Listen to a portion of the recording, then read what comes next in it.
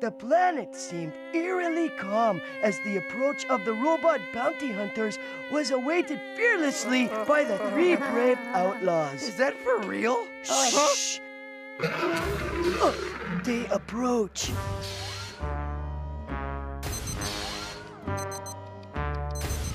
Attack!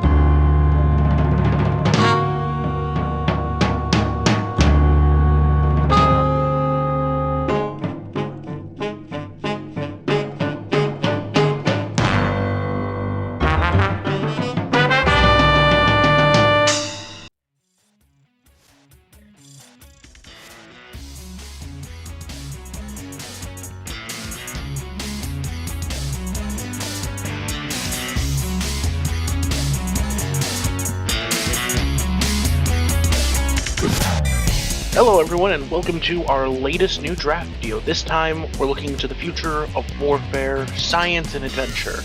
And with that, we have to look for where the advancements will go. And we're going with the least plausible ones possible, giant robots, or medium-sized robots, power armors, that stuff that exists and can be used today, but generally is not going to see the front lines of warfare for many years, unfortunately. With that, I am Haruka Round, the Empress of Dokapon Kingdom. I am Deadlock, who is here to bring a few BattleBots to our, warfare. Oh, I am the Mini Yeti. I am Fexick, except no substitutes. And I am Battle Ready Armor Pixel Doctor. Get that reference, you're a legend. Yep, K and D. Nice job. I felt like it was somewhat appropriate since he said power armor. I'm like, yeah, that works. Although the image of you wearing one of those is now seared into my retinas. It's not like it's the worst image, it's just a bra. Just a bra, he says. It is Battle Ready Armor. So this is a bit of a weird subject for it both is and is not, but this is like an MJ subject, and then Yeti is our guest here today. Yeti's a friend of mine. If you've seen Sam's the VODs on Sam's from the D&D episodes, Yeti is in the later episodes with us as Uruguay the Tortile Monk, who has gone Super Saiyan. So be sure to check out. You have to pronounce that right. I do it on purpose. Check out Yeti's Twitch stream and also check out Sam D&D so you can get a good experience from everyone. That being said, Deadlock is going to start us off today with this topic. We just want him to do the intro because it's kind of his topic. So, but Deadlock, go ahead. I think I'm going to start off with something a little out there. If you're familiar with the Halo series, they've had like many things from that, but the ones I'm picking out is going to be the Scarab.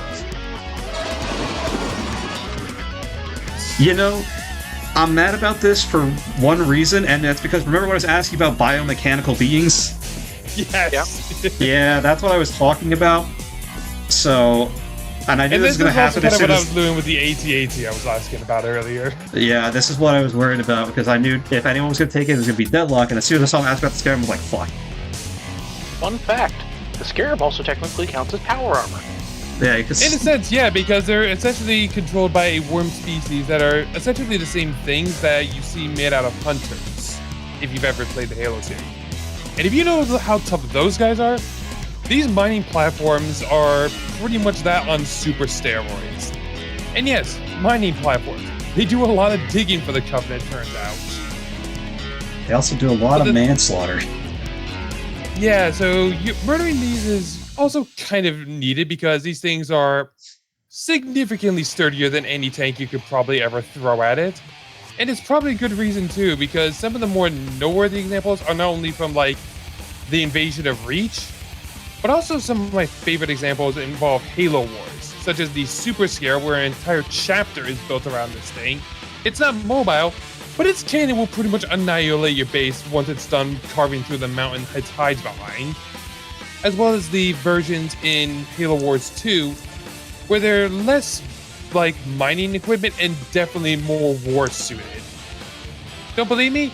These things could take on entire Mach blasts and still be fine with their new shield ability. These things are just gonna be built for war and just mine through your entire enemy's base. Yeah, I like fighting these things in 3. They're really fun to fight too. So they, at least in the video game sense, they have that added bonus. Yeah, like I'm just either just battling from a distance within the Scorpion, or just take a horde and just fly on top of it and then just blow it up from the inside.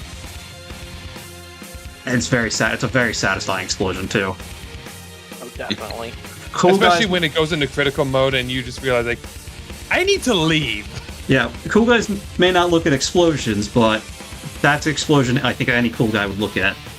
Yeah, that one's worth looking at. It also, And I it's feel not- a scarab is one of those time-tested cases of thank gods these don't actually exist. I knew it was gonna be taken because like I was asking about it earlier in the week, but at least it's on here. So thanks for taking that one, Deadlock, from me. But at the same time, I already knew it was gonna happen because you were going first. So good initial pick, MJ. With the Dunbine from Aura Battler Dunbine. Standing about 6.9 meters tall, what it basically is a California weapons designer who decided to call himself Shot Weapon, got isekai'd to a magical world, and from there decided, you know what, I'm gonna build giant robots. So he combined himself with one of the empires there and started building giant robots out of bugs. And it very much reflects in the designs of such things like the Aura Battler Dunbine, with a bug-like wing and how it has like bug claws. It's one of those designs that it fits a very good fantasy design. When they switch it back to the real world, you understand how destructive these things really are. With a single shot from one of their aura blasters literally leveling half of Tokyo.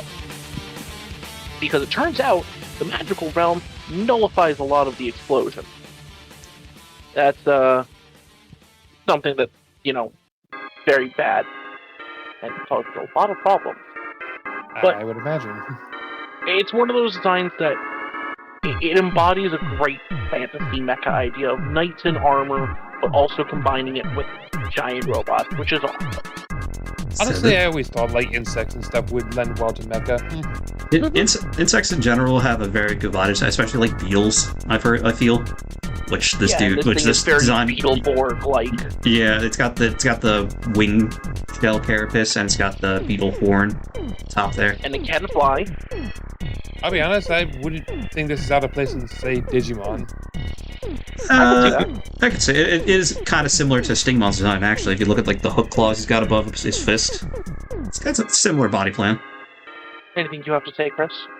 Well, this is not a piece that I'm familiar with, so not at present. One thing I will say is a fun thing is you have all heard of the creator of this series. It's one Yoshiyuki Tomino, the creator of Gundam. That makes sense. Yeah, I could see it. I actually did not know This that. was one of his works before he got into Gundam. Interesting. Yeah, I could definitely see it. I do like the design of this thing. That's about as best I can really say without having seen it. Yeah. But it is pretty solid. I do like the line work he's got going on here with this artwork here. It's clean. I like it. Yeah, Not no, bad. it's a series that I like, and I really, really want to get one of the fucking Tamashi Nation robot models of it, but One day. $102. I'm sorry, is the wing its sheath? No, the wings are No, like on the back there. Oh yeah, the sheath for the sword is on like the booster pod there. That's pretty cool. That is design I can get behind. Mm-hmm. And of course, it is a torso piloted mecha, so the pilot sits literally inside the torso. And it's also the first case we got of sci-fi and fantasy mixing together with them having aura battlers, which are very similar to something that he would later go on to create called New Types, the new type of human evolution Gundam. But with that, that's all I have to say about this one, so I'll pass it off to, I believe it's Yeti next? Alright, speaking of Gundam, segueing off of that, my first pick is the Saikozaku also known as the MS-06R Zaku 2 High Mobility Type Reuse P device, or Psycho Zaku for short. Nobody ever calls it the first name. That I was to say, that's a very long name. That is a very long name. To be fair, it is a very long mobile suit. It is also one of the more interesting mobile suits, considering the fact that originally the Psycho Zaku had a reload problem, which was solved via it just carrying more guns on it. So drop one and switch to the next gun. Oh, I think I've seen this one before, MJ. I think you brought it up to us before. Yeah. Basically just doing what Reaper does in Overwatch. Yeah. And even more interesting, Psycho Zaku's pilot, Daryl... I'm trying to remember what his last name is. I'll put it on Anyways, screen. Lawrence. Yeah, I'll put it on screen. It's fine. Yeah, it's he Daryl is a- Lawrence. Yeah, Daryl Lawrence, who loves jazz and has, if I remember right, one of the highest kill counts for any Zaku pilot. Ironically not. Oh. Then again, even Char isn't up there. I'll look it up later. We can see his kill count. I'll get it later. So And then there's the fact that the pilot of Psycho Zaku, Daryl Lawrence, is I'm trying to remember if he was paraplegic or quadriplegic. He had to become quadriplegic to pilot Quadri, this. He had lost both arms. He had lost both of his legs as a ground troop during, Operation British. and most notably of his achievements is for his, I do believe it was a draw between him and the Full Armor Gundam. Technically it was a draw. Technically also the Full Armor Gundam did lose since the pilot was captured, but details. Yeah, details. the next time the pilot lost.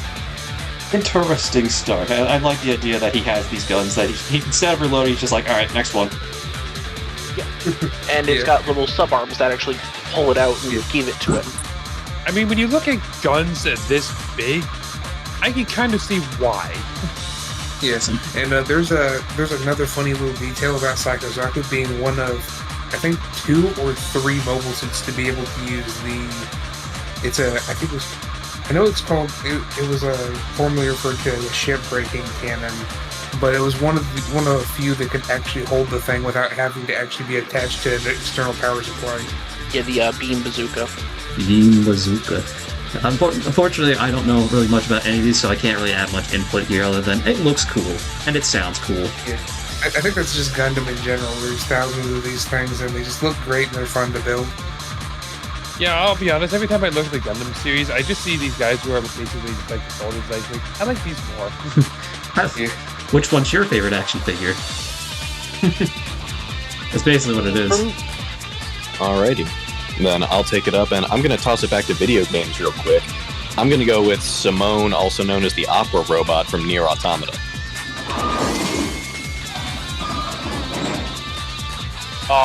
Delicious choice. I don't know what this one is. So I ran the numbers. 2B is 168 centimeters tall, so about 5.5 feet and change. And Simone is at least 3 times as tall, so I figure she clocks in probably around 540 to 560 centimeters, so low on our height requirement, but meets it nonetheless. And here's the thing, I could have brought it down all the way to just normal size because Mecha does cover all things mechanical, but I figured forcing you guys to go onto the larger side of things would bring out some interesting choices like that. It made it a fun track. It definitely does. But you also did shrink it down from the initial number we had, so that kind of helps. I shrunk it down to 3 point something. You said 3.3. Yeah, 3.3. So either way, so she's the boss of the amusement park area, almost immediately identifiable by her appearance, looking to be wearing a large framed dress made of metal plates draped in a large curtain, and most notably, adorned with the corpses of skinless androids. And, despite the unnerving nature of the fight and the repeat playable soundtrack, it's not really why she's here. That gets revealed during your second playthrough as the game drops additional cutscenes and hints as to why she did what she did to her fellow machines. And it all circles back to a machine life form named Jean-Paul who lives in Pascal's village in the Forest Kingdom. Jean-Paul is an existentialist and has a handful of fans throughout the world. His fans adore him and you can accept quests from them to bring him gifts. However, Jean-Paul is cold to their affections and dismissive of their gifts, calling them trash. Tragically, this only seems to make his fans want his attention more, and as made known in her memoir, this is exactly the pit that Simone found herself trapped in. Like the others, she was smitten with Jean-Paul, and she believed that if she made herself more beautiful, Jean-Paul would look at and admire her. So she started researching the topic, noting the pretty skin, the stylish accessories, and looking one's best to be the cornerstones of what beauty is.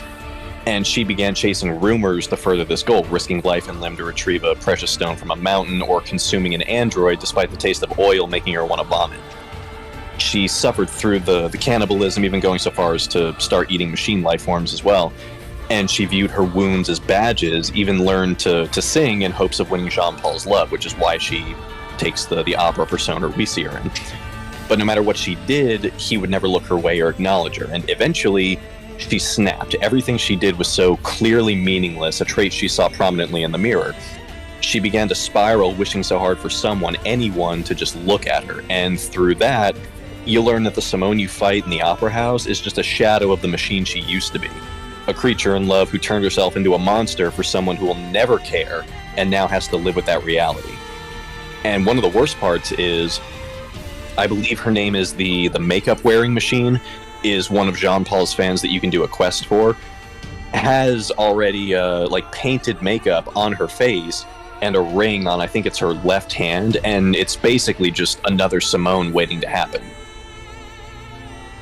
But the part that I find, the main thing she made, or that made her, I think, more relatable, and the reason I put her on this list is, we've all been through high school, and either through reference or direct acquaintance, most of us have probably known somebody like this, someone who is willing to change literally everything about themselves just to get someone else's attention, and it's extremely tragic. I can't say I have, but I know that's a real thing. That being said, I just want to really quickly add, just on her design real quick, is she gives me a little bit of an Iron Maiden vibe. Just a little bit. A bit, yeah. I yeah. can definitely see it. There's also, part of her story also kind of reminds me about, this one serial killer, I think it was in London, who would basically just be bathing in the blood of the people she killed, trying to make herself more beautiful. Oh, yeah. Elizabeth the First? I don't think that was London, but I know the one you're talking about. She was Elizabeth I might be mistaken on that's it, yeah. I knew it was Elizabeth. I knew it was Elizabeth, I just didn't know which Elizabeth. Yeah, no, it's Elizabeth Bathory. She was a, where was she? I think she was French, I want to say. Not entirely sure. Yeah, but it just goes, if you know that story, it just goes to highlight how much of a monster she's gone down this path. Because I know, Jean-Paul is a reference to the French philosopher Jean-Paul Sartre, I think was his name, and Simone, in turn, is a reference to a lover that Sartre had back when he was alive. A female philosopher known as Simone de Beauvoir, whose name, turns out, Simone, or the surname Beauvoir, is actually translates to beautiful. Oh, Beauvoir, yeah. Beauvoir, yeah, sorry, I'm not French. Yes, so that is my posit for pick one. So with that, I yield to Zach. Very nice. All right, you know what? I'm looking at all these machines, by the way, that you guys are doing. I think they're a little too complicated, a little too futuristic. Let's make it a little more primitive. Maybe not quite modern, but more modern. I'm going to go with someone, an imposter. I'm going with Bowser from Paper Mario.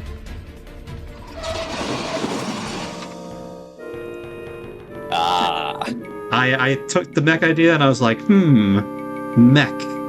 Technically, he may be made of wood and yarn and whatever, but he is a mech.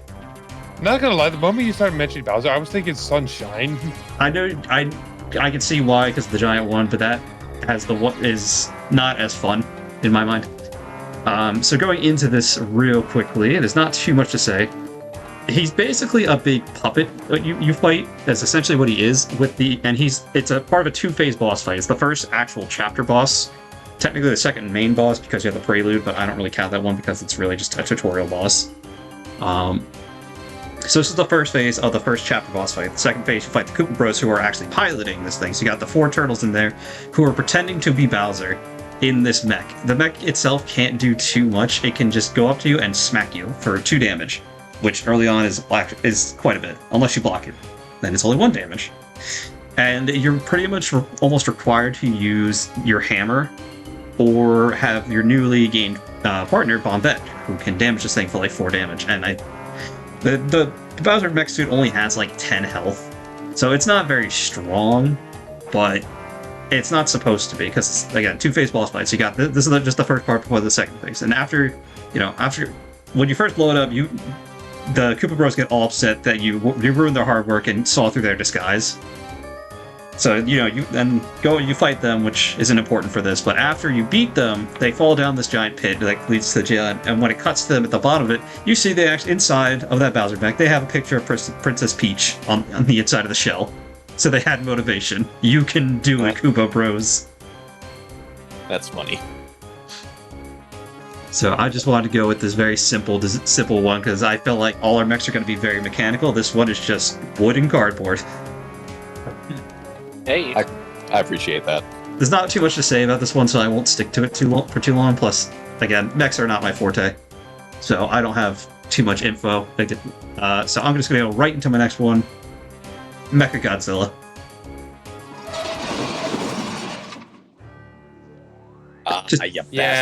Yeah, that was going to be here somewhere.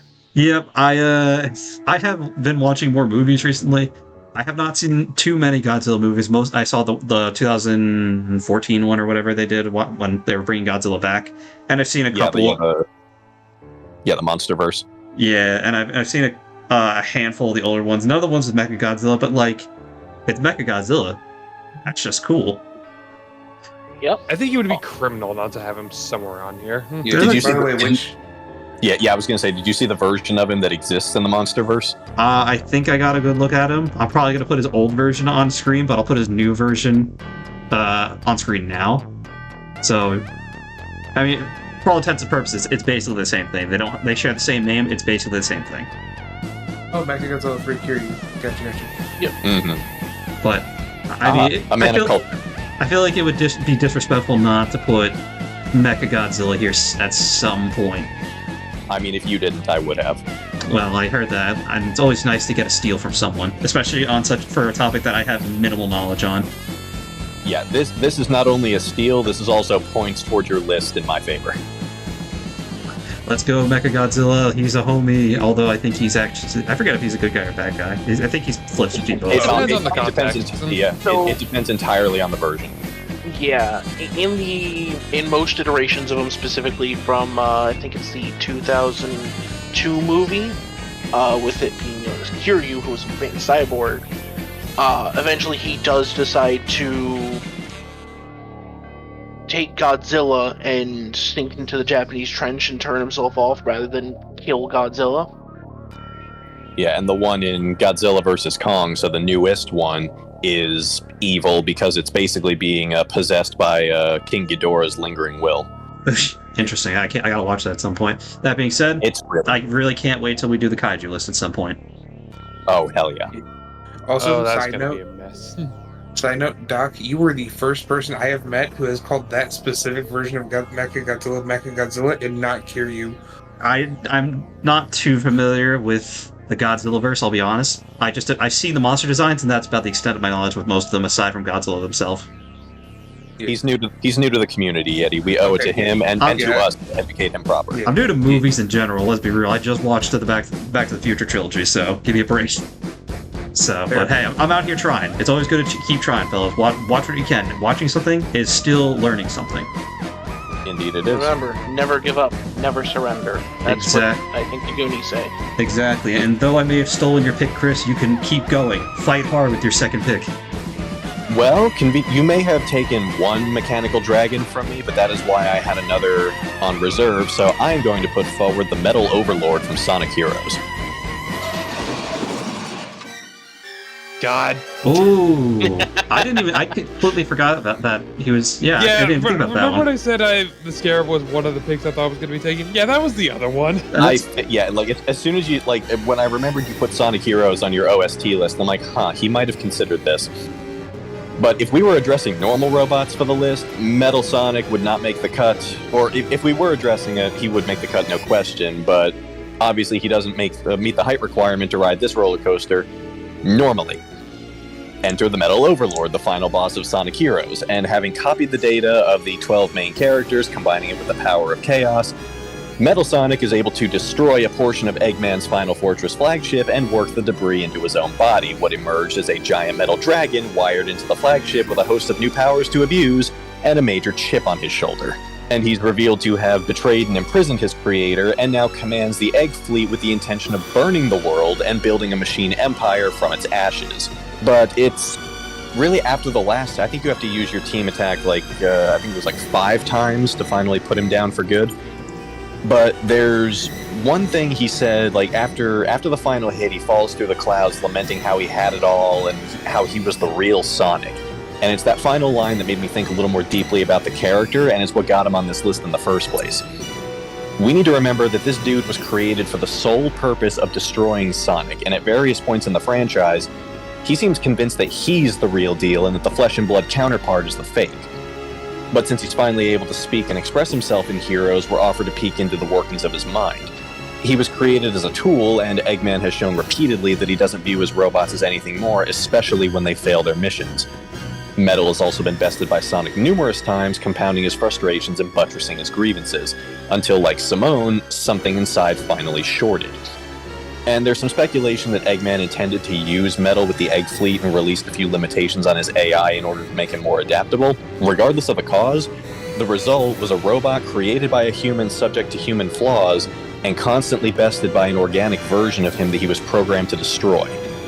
A hatred for all organic life seemed a pretty obvious outcome in hindsight, and the Metal Overlord is the confluence of Metal's hatred, ambition, cunning, and power now that he's been freed of his constraints. A creature who, when only seconds old, was programmed to end a life, shows how little regard he has for life in general, and he was willing to end all of it and sit atop a pyre of steel, or an empire of steel, to validate his own insecurities. He would be the real Sonic. He had to be, because if he wasn't, he was just another broken tool to be cast aside, and in the end, he tried to burn the world and prevent that, only being stopped in the 11th hour by the very being he worked so hard to prove himself superior to. He becomes a big metal dragon, and I'm okay with that. Mm-hmm. But here's my thing too. Imagine if this game wasn't geared toward younger audiences, how terrifying you could be, like with a being like that with a corrupted AI. That's also just slowly pans head over to Terminator. Well, I think feel free to fact check me later down the road, but I'm pretty sure the comics actually played with a plot line like that. Like, I'm pretty sure Metal Sonic actually made like a robotic legion modeled after himself, and basically made like a whole hive mind with himself at the center ruling it all. But you figure this was, I think the last time we saw Metal Sonic would have been about, I want to say around a decade before this, in, I think it was Sonic and Knuckles. Maybe he was in Sonic R, which I think was after that. He was in Sonic the Fighters, which might have been after that. Outside of cameos, like obviously he's, as a selectable character in Sonic Adventure 2 Battle for the runner mission. So Sonic, Shadow, Amy, and Metal Sonic were those characters. But this is the first time he's actually featured prominently, and to my memory, this is the first speaking role he's ever had. All right, Yeti, please. All right, for this one, I'm going back to a more futuristic approach. Going to Armor Core 4 Answer for the White Glint. Good choice. I was kind of hoping to see Armor Core here somewhere. For those who haven't played Armor Core, White Glint is notable for both its insanely difficult boss battle and really, really good theme. Alright, I'll definitely play it if I can. But looking at this thing, it is really cool looking. Oh, yeah. It is also known for the unique fact of it is a medium-class Next who can outspeed most light-class Next. Which is an impressive feat just by any sort of system. Yeah, and when he says outspeed, by the way, it's this thing is fast as shit. It moves at it was I think it was like 7,000 something meters per second. Jesus. That's pretty fast. It's about 21,000 feet per second.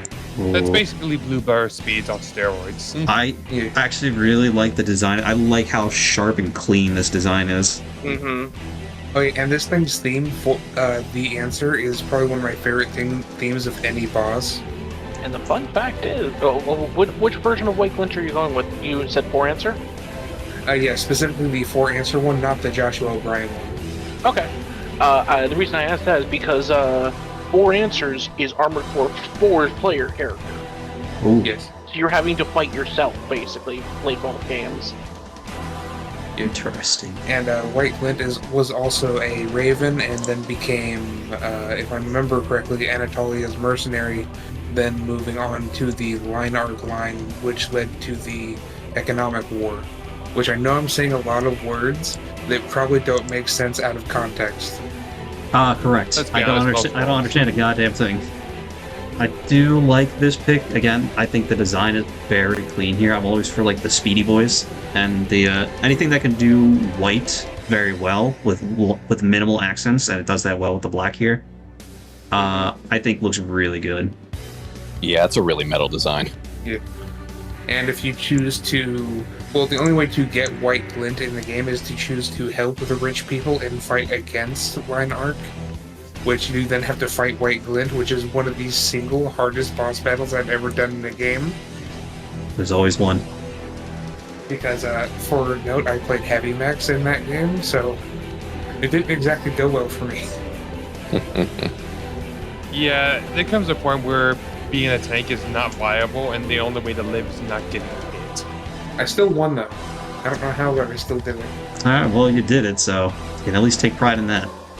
Solid pick, Yeti. Honestly, this I didn't expect much, but as soon as I saw this design, I liked it. Alright, MJ, Well, if you don't mind.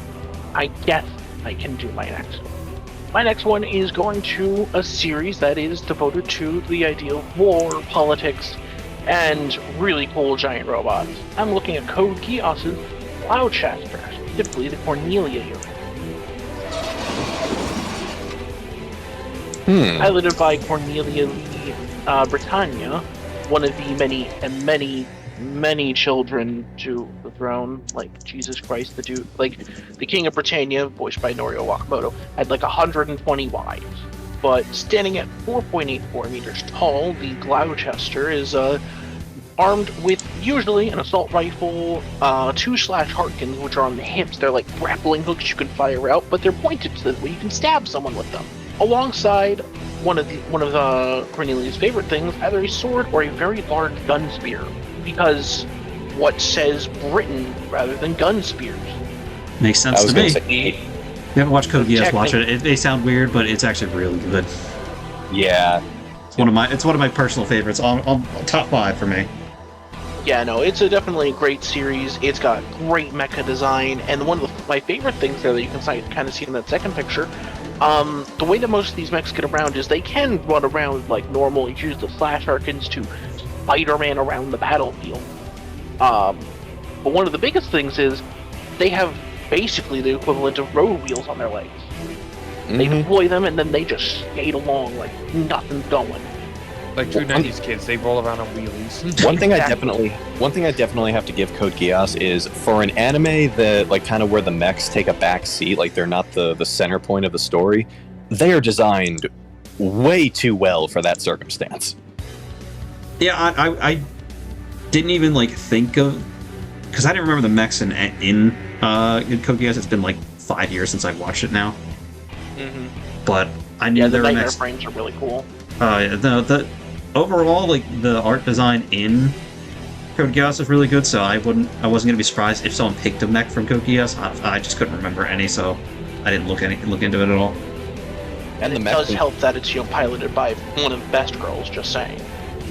I mean that, and since Code Geass was originally one of Clamp's works, you can be sure that the mechs in this franchise are the only humanoid-looking entities whose limbs are the length that they're supposed to be. Yeah, no, they're Not pretty. wrong. I said they're pretty proportionately designed.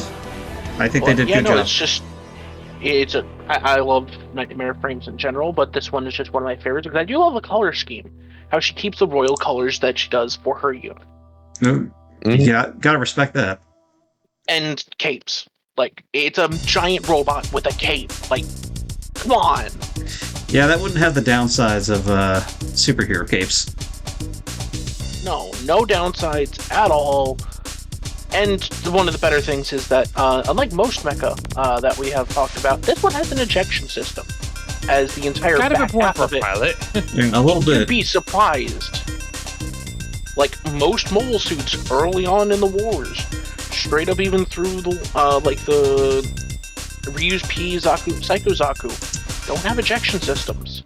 Yeah, it's at that point it's basically like a World War I airplane. Like if you take enough damage, like You're going down. Yeah. Well, I think they actually, like, as part of a standard issue, they used to assign World War I pilots a gun with a single shot because it would be less painful than burning with the plane. That and sometimes they took shots at each other. I like it. But that's what I have to say about this one. It's just a really nice design.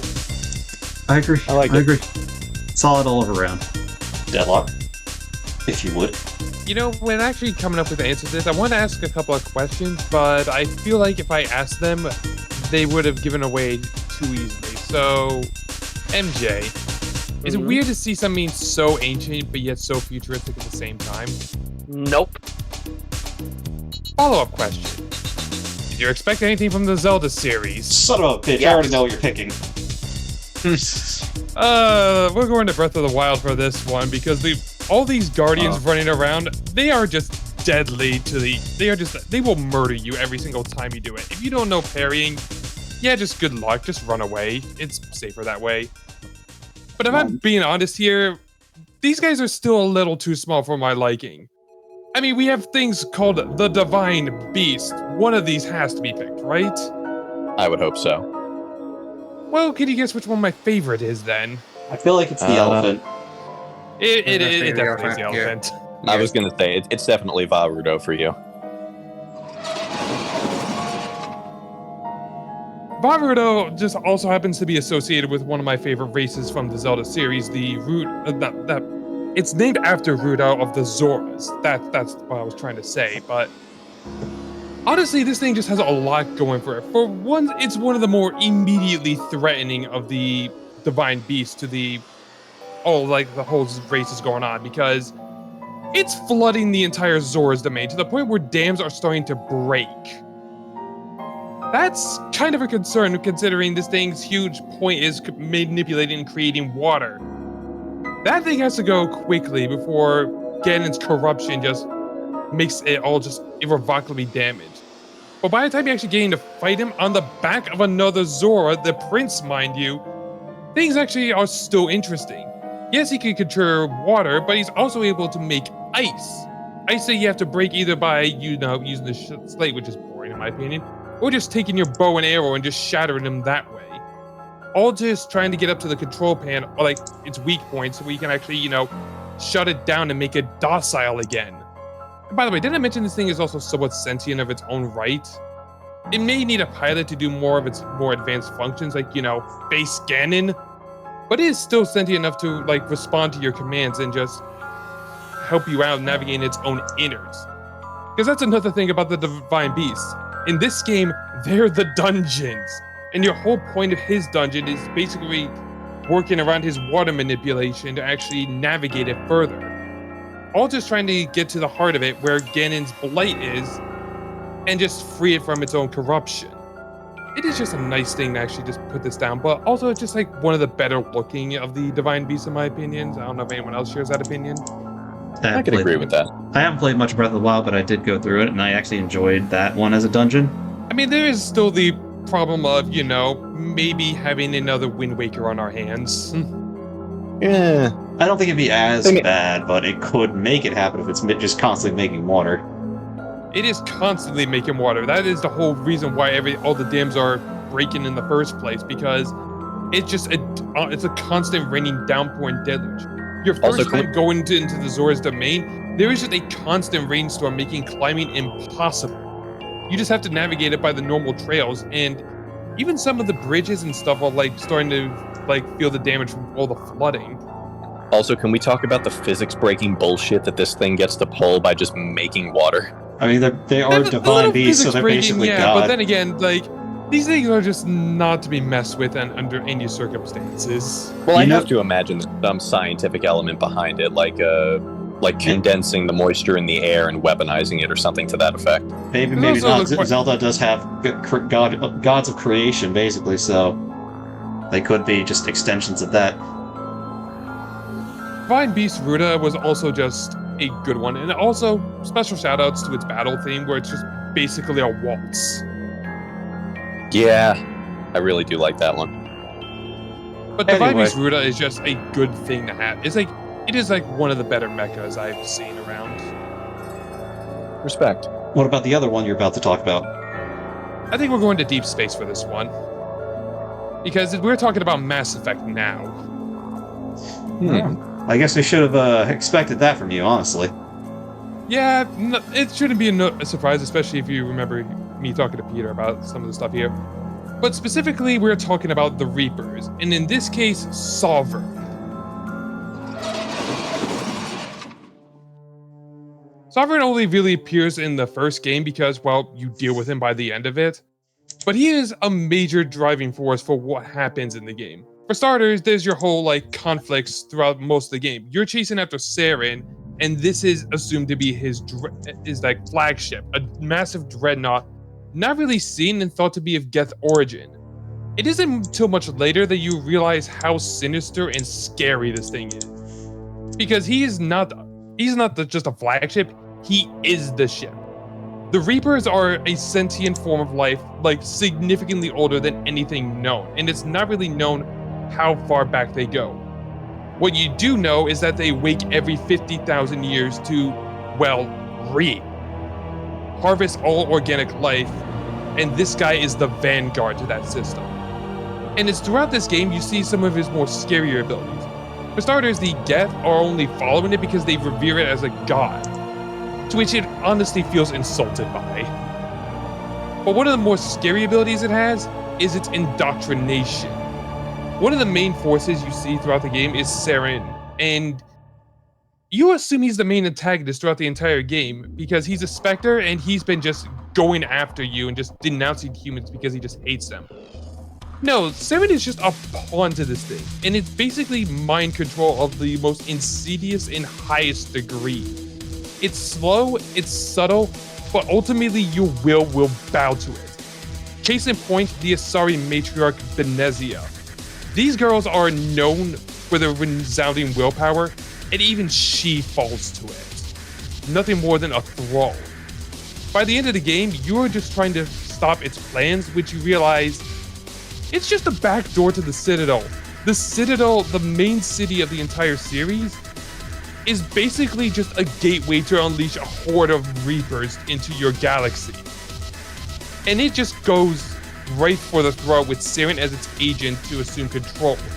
But before it does that, it just comes from space, attacks the main fleet, and just utterly decimates it without so much as a flinch. It doesn't even need to fire a gun. It just flies straight for the command point and just crashes through any ship that gets in its way, not even taking a scratch. Even by the time the Alliance gets around to actually just start attacking this thing, it starts getting annoyed and unleashing laser blasts that just annihilate everything. The only flaw in its entire plan was the implant it put into Saren just to assume more control. Which, by the way, this thing also has a few more tricks up its sleeve, such as the Dragon's Teeth, which basically, if an organic is planted on it, becomes half cyberized and just becomes a mindless zombie thrall. Yeah, a robotic zombie army. Think about that at its disposal. And Saren eventually succumbs to this and burns away to it. Once you actually just finally decide to put him down, that's the only thing that honestly opens Sovereign up to actually be destroyed. But the thing you also know by the end of the game, this guy was just a vanguard. He decimated entire fleets just trying to unleash the horde. If this was what one Reaper could do, well, the galaxy's right fucked when the rest come, aren't they? Respect. Good choice. Mm-hmm. Yeah, very much to say. I just know that you really love Mass Effect, so I forgot these guys existed, to be honest. Yeah, I have not dabbled nearly as much as Deadlock has, but I'm familiar at least with the concept. So, what do you have to retort then? Well, you brought up the idea of giant mecha zombies, right? Mm-hmm. Well, how about I go back to one of the originators of such an idea, the Devil Gundam from Mobile Fighter G Gundam. I feel like I've you've shown remembered this. this one. Yeah, I feel like I've seen this one before. So, while it may not look as imposing, it was originally designed to be Neo Japan, because every nation decided to become Neo and move to a space station that's in the shape of their home country. It may actually just be their home country looked into space for some of them. Kind of hard to tell. It was originally called the Ultimate Gundam, and it was a mesh of technology and organic science created by Dr. Kashu.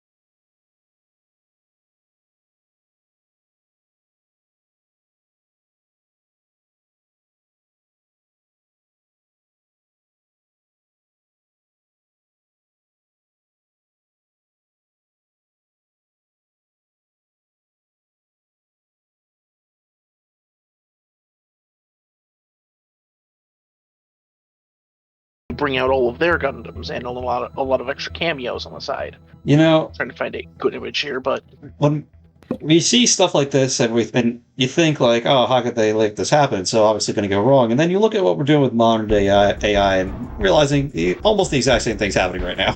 Yeah, because it's always a matter of the question of should we make this being ignored. Yeah, the parallels are evident and unsettling. also, should I mention this thing has teeth? Oh, fuck that. I was also gonna say there could also be the fact that God Gundam can go Super Saiyan. Oh yeah, God Gundam can go Super Saiyan. The dude has ninja techniques to let himself clone himself. Like, Yeah, no. Yeah, this is a fighting that game. That last image is some cursed shit. Like that's almost like looking at Unit 1 without the helmet. Yeah, I can understand that. Adaptability is a scary thing, folks. Don't give it to an AI. Not to mention that, the main love interest is literally entombed in its chest. I was gonna say, doesn't it require a woman as a power source? Yes. Yeti, please go before I go insane. All right. Speaking of, it's really funny that you guys mentioned a specific machine from a specific genre, because I'm going with EVA-01 from Neon Genesis English, please. Evangelion. Is it Evangelion? I thought it was Evangelion. Yeah, it's Evangelion. I haven't watched it even either. I've heard it pronounced a few different ways. I've never heard it pronounced it that way, Yeti. So that's the first Evangelion, it's all grammatically correct, I think. Regardless, we know what you're talking about. Yeah, we're talking about the big purple and green robot. With now, what version are we going with? I keep forgetting that they're not all the same. See, my problem is I have not seen this series yet. I only know about the giant purple and green robots. Because don't worry. Put a good face. I watched the show and I still didn't understand the plot. I just understood a few things. Alright, so anyways, going on to this, EVA-01 was made to fight the Angels. The Angels being, well, actually I should probably start off. So EVA is a machine being piloted by a corpse, which, now that I think about it, why does Toho like to put corpses inside of robots? I have no idea. Anyways, EVA-01 is most notably known for its impressive strength and speed, even being capable of outpowering things multiple times its size. And also the fact that it occasionally goes crazy and starts attacking things, but we're going to ignore that part. You're just gonna go Mama Bear. Yeah. Speaking of calling it Mama Bear, it is also partially being controlled by the soul of Shinji's mother, Shinji being the pilot. Oh, I thought you were going to say it's partially controlled by a bear. You were half right, I guess. Oh, I don't like that. I don't like that one bit. What is it with people making robots with teeth? It's horrifying, isn't it? Well, because it wasn't... Yeah, you think the teeth are bad. Just look at its eyes. It's not even the eyes. Oh, no, I see the eyes. It's the teeth that are That just bothering me. makes it worse. I think it's the idea of like the fact that they're so like jagged and the way they're lined up is weird to me. I don't know. They're jagged and metallic. Why would it have teeth? They're like jagged human teeth. And depending on which EVA-01 you're going off of, I guess, there's also the fact that it has both grown additional limbs. What was the other one? Oh yeah, the fact that it had made like an arm thing out of energy, I think it was. I don't remember exactly what it was called that it made its arm out of. It's the same energy that the angels use to shoot crosses at people. Oh god. Yeah, no, it is some cursed shit when that armor comes off. Because it is an actual zombie inside. I have been meaning to watch this. I've been meaning to watch this at some point, but I'm finishing Zatfell right now. What? Oh god, I've never seen that image before. Because I think it might have just been in the dub version, so Yeti, feel free to correct me if I'm wrong, but wasn't Eva's original purpose like humankind's attempt to replicate God? That's a complicated fucking topic there. Because, again, I watched this show and I didn't fully understand it. It's less to make God and more to go with the Human Unification Project, in which the Pressed Man is going to basically get these things to cause all of humanity to join together so there's no more suffering, because being alone is suffering because his wife died. Uh-huh. And there's also the fact that Shinji's father is absolutely insane. And an asshole. Yeah, he's got the same mentality as what's his name? Seymour from FF10, like become sin and kill everybody to prevent more people from being killed by sin. Like what the fuck? Side note, Shinji's father is an angel. What? Alright, let's not go too far into that. Let's just try to stick to the Maxes or get complicated. Let's get to the actual topic at hand. That's some rebuild stuff there.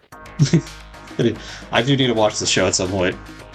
Because when you get to the fact that there's multiple iterations of this show, the plotline becomes very confusing. So what exactly EVA-01 does varies depending on which plotline you're looking at. There was the time that EVA-01 literally turned into a cross. Yeah, that was a thing that happened, and there was also how do I describe this? Because the EVA-01 turned into a cross after interacting with... I've honestly forgotten this woman's name. It was the clone, not the clone, but the other one. Ray? Yeah. We're getting a little too involved in this topic. Alright. Right. If you want to understand more, go watch the show, because it's very complicated. I can't wait to sit down and watch this with you, Zach. No. Anyway, Chris, please. So, for my next pick, I'm going to go with, just because I'm afraid the show gets stolen if I don't pause it or sooner rather than later, I am going to put forward the genetic life form and disk operating system, better known as GLaDOS, from Portal and Portal 2. You know what? That actually works. It works for yeah, you know what? She starts off huge in Portal 2, so you know what? It's fair. Yeah, so as I'm sure is obvious by my prior picks, I appreciate robots with human personalities, and since I'm a huge proponent of sarcasm, it seems only fitting that I put her on here. And what I personally enjoy is the fact that more the Portal 2 iteration would be more akin to what I enjoy, because it's at that point that you learn that she was created or designed by Aperture CEO Cave Johnson as one of his attempts to kind of cheat death and indefinitely prolong his life. But since Cave would ultimately assume room temperature before GLaDOS would be completed, his assistant Caroline's consciousness was uploaded into the system instead of his. And once activated, along with several other projects at Aperture's Bring Your Daughter to Work Day, GLaDOS immediately filled the enrichment center with neurotoxin, killing most of the people in attendance. And what few able techs remained quickly started affixing personality cores to her, namely a morality core, which stopped her from using the neurotoxin, and Wheatley, whose lack of intelligence was intended to dumb GLaDOS down and prevent her from plotting any further against her human overseers. We also learn in Portal 2 that everything she does is for the furtherance of science. She tests because she can, and does so almost entirely for the information gleaned from doing so. And while adding an entire facility's worth of humans to God's recently deleted may seem heinous, and let's be clear, it is, she's a machine who operates purely on logic with the goal of expanding her knowledge of science, so it's a little unfair to hold her to human standards of morality, especially when she was built to be a get-out-of-hell-free card for a man whose morality is questionable at best. And as it turned out, Caroline's personality and memories were still alive and inside GLaDOS' system, and by the end of Portal 2, she seems to have turned over a new leaf, at least a little more so than the rogue AI we'd come to know at that point. That was until it came to the end of the game, and once GLaDOS discovered where Caroline was in her system, she promptly deleted her. But doing so also taught her that, sometimes the simplest solution is the best one, and that's what prompted her to release game protagonist Chell from the facility, since it would be easier than constantly trying to kill Chell and risk being killed by her in turn a second time. But all in all, I enjoyed Portal and Portal 2. The gameplay was memorable and exactly what I expected from games like that. And somehow getting passive-aggressively insulted by a sarcastic AI holding a grudge just made it more enjoyable. Multiplayer was also amazing. It was. I did just finish Portal 1, and I had previously played Portal 2. She's definitely better in Portal 2. In Portal 1, she's just kind of like... You definitely see her logic side of do the test, blah, blah, blah, blah, blah, and then she tries to kill you at the end. And then you escape from that, and she's like, what's going on? Yeah, you don't see more of her personality until you complete the final test and you dodge the incinerator. Yeah. I think there's also one more point that we also kind of overlooked, because while we are talking about giant ones, but the thing most people are probably familiar with isn't that big. You also got to remember, she's the entire facility. You were basically an ant going through a person's body. Yes, I mean, to be safe, I did look it up. Like her main body in the AI chamber does make the cut by a pretty generous margin. But yeah, she pretty much is the Aperture Enrichment Center. Yeah, in second game, she's basically just a potato. Look at me, I'm a potato. Look, listen, we all go through a potato phase in college, okay? So I'm not going to falter that. But she is restored to her former size, former power, so I feel like it's fitting for this list. Yeah, no, and she starts off that way too before you actually, so it's fine. I was just pointing it out. That's why I was like gonna contest in the beginning. I'm like, for Portal 2, I was like, wait, man, she starts off big, and then so that's fine. That and her was it Ellen McLean was the voice actress's name? I think it's McLean. Did an amazing job, regardless. Yeah. Indeed. If I'm wrong, I know you mentioned like two of the personality cores briefly earlier, but there's a lot more than just those two. And when you actually understand what they're all doing, you kind of realize how horrifying it is to what you're essentially doing to a person. Mm-hmm. Especially if you follow the fan speculation of what the companion cubes are. Rest in peace. Yeah, is it really a wonder GLaDOS went on a murder spree when this is what they're doing to her? You're essentially taking a murderer and trying to pacify them with drugs. I might have a bleeding heart for robots who are kind of victims of their creators. Yeah, but I mean, she unvictimed herself by killing them all. All right, moving on. Indeed. GLaDOS, good pick. Yes, but my turn. And you know what? Giant robots. How big? Space big. How big is space big? It grants wishes. That's how big. I'll go with Galactic Nova from Kirby.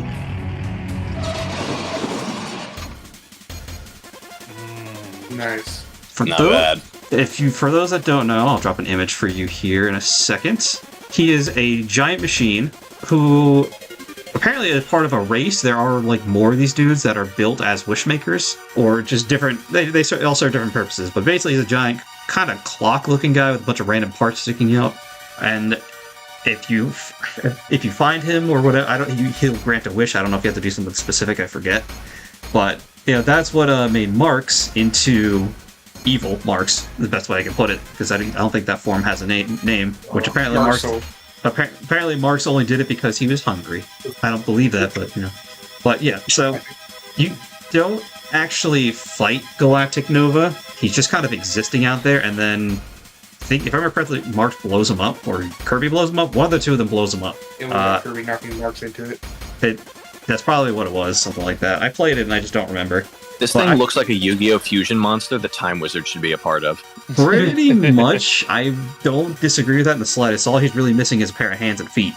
Honestly, he's evolved beyond the need. That's based. Honestly, it's somewhat true.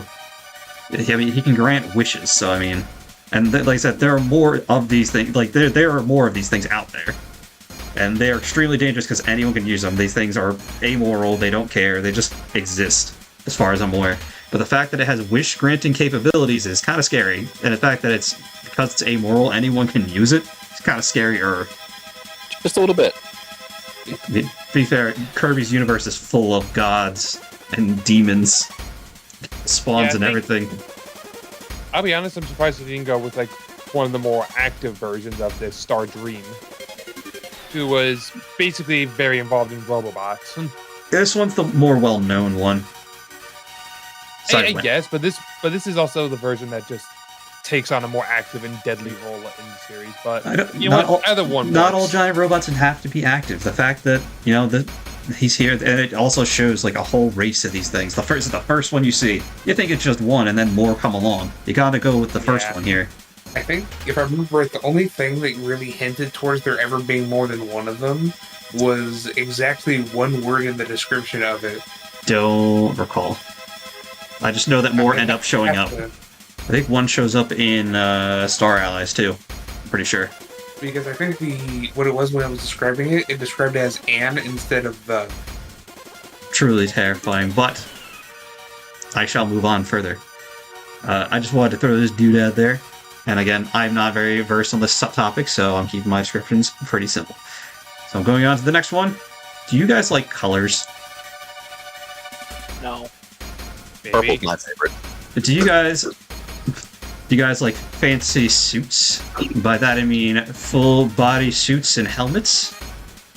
I think I know where this is going. Yeah, I feel like we've been missing out on a huge cultural icon here, and by huge I mean pretty city big or kaiju big. I'm thinking we're missing the Megazord here. But which one? It's hard to pick, but you know what? I'm going to go with the original classic here, because, that's kind of the one that everyone knows. Like, it is the most iconic one. I was debating over Time Force, because Time Force was the Power Rangers I grew up with. Time Force is pretty rad. It is pretty good. But I'll stick with the classic one here. We'll go with the classic Megazord from did it have a full title? Is it Mighty Morphin Power Rangers, think it was? Yeah, Mighty Morphin. Probably. Mighty Morphin was the first one we got in America. In any case, the Megazord, it's classic, made of 5 already giant robots to become one bigger robot with a giant weapon, who, I think the Megazord is the one that has never lost, or it has a form above the Megazord that has never lost, I forget which. Regardless, when this thing comes out, it's almost always game over for the enemy. In like 95% of the battles, it's just, the Megazord's here, just stop, just give up, you're done. The game's over. Giant robot that can move like a person, because on the it's a person in a suit, and I'm filming it. Can move like a person super well, choreographed with 5 different people, 5 different robots that all have individual properties. Honestly, it looks like a mess of parts, but still works. Like, that was one of the coolest giant robots you can see. And look, it's got an elephant for a hand, and like, what was that, a lion or saber-tooth for a foot? And a Triceratops for another. Yeah, like... But to be fair, they were all modeled after, like, ancient beasts. How did you mix up the Lego pieces and still make something so cool looking, So I still have to say one of my favorite scenes of the Megazord losing is when the Green Ranger jumps up onto it, shouts "Glory to Empress Rita," punches one of them, and then it falls apart. I am going to throw he literally just opens up the hatch to the door.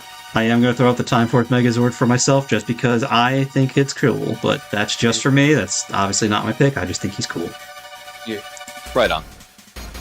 Side note, my I first mean, honestly, I one kind of do was prefer the Rescue original Rangers. comparison, just because, again, you're taking a whole bunch of different ones that just look like they should go together, yet work together just amazingly.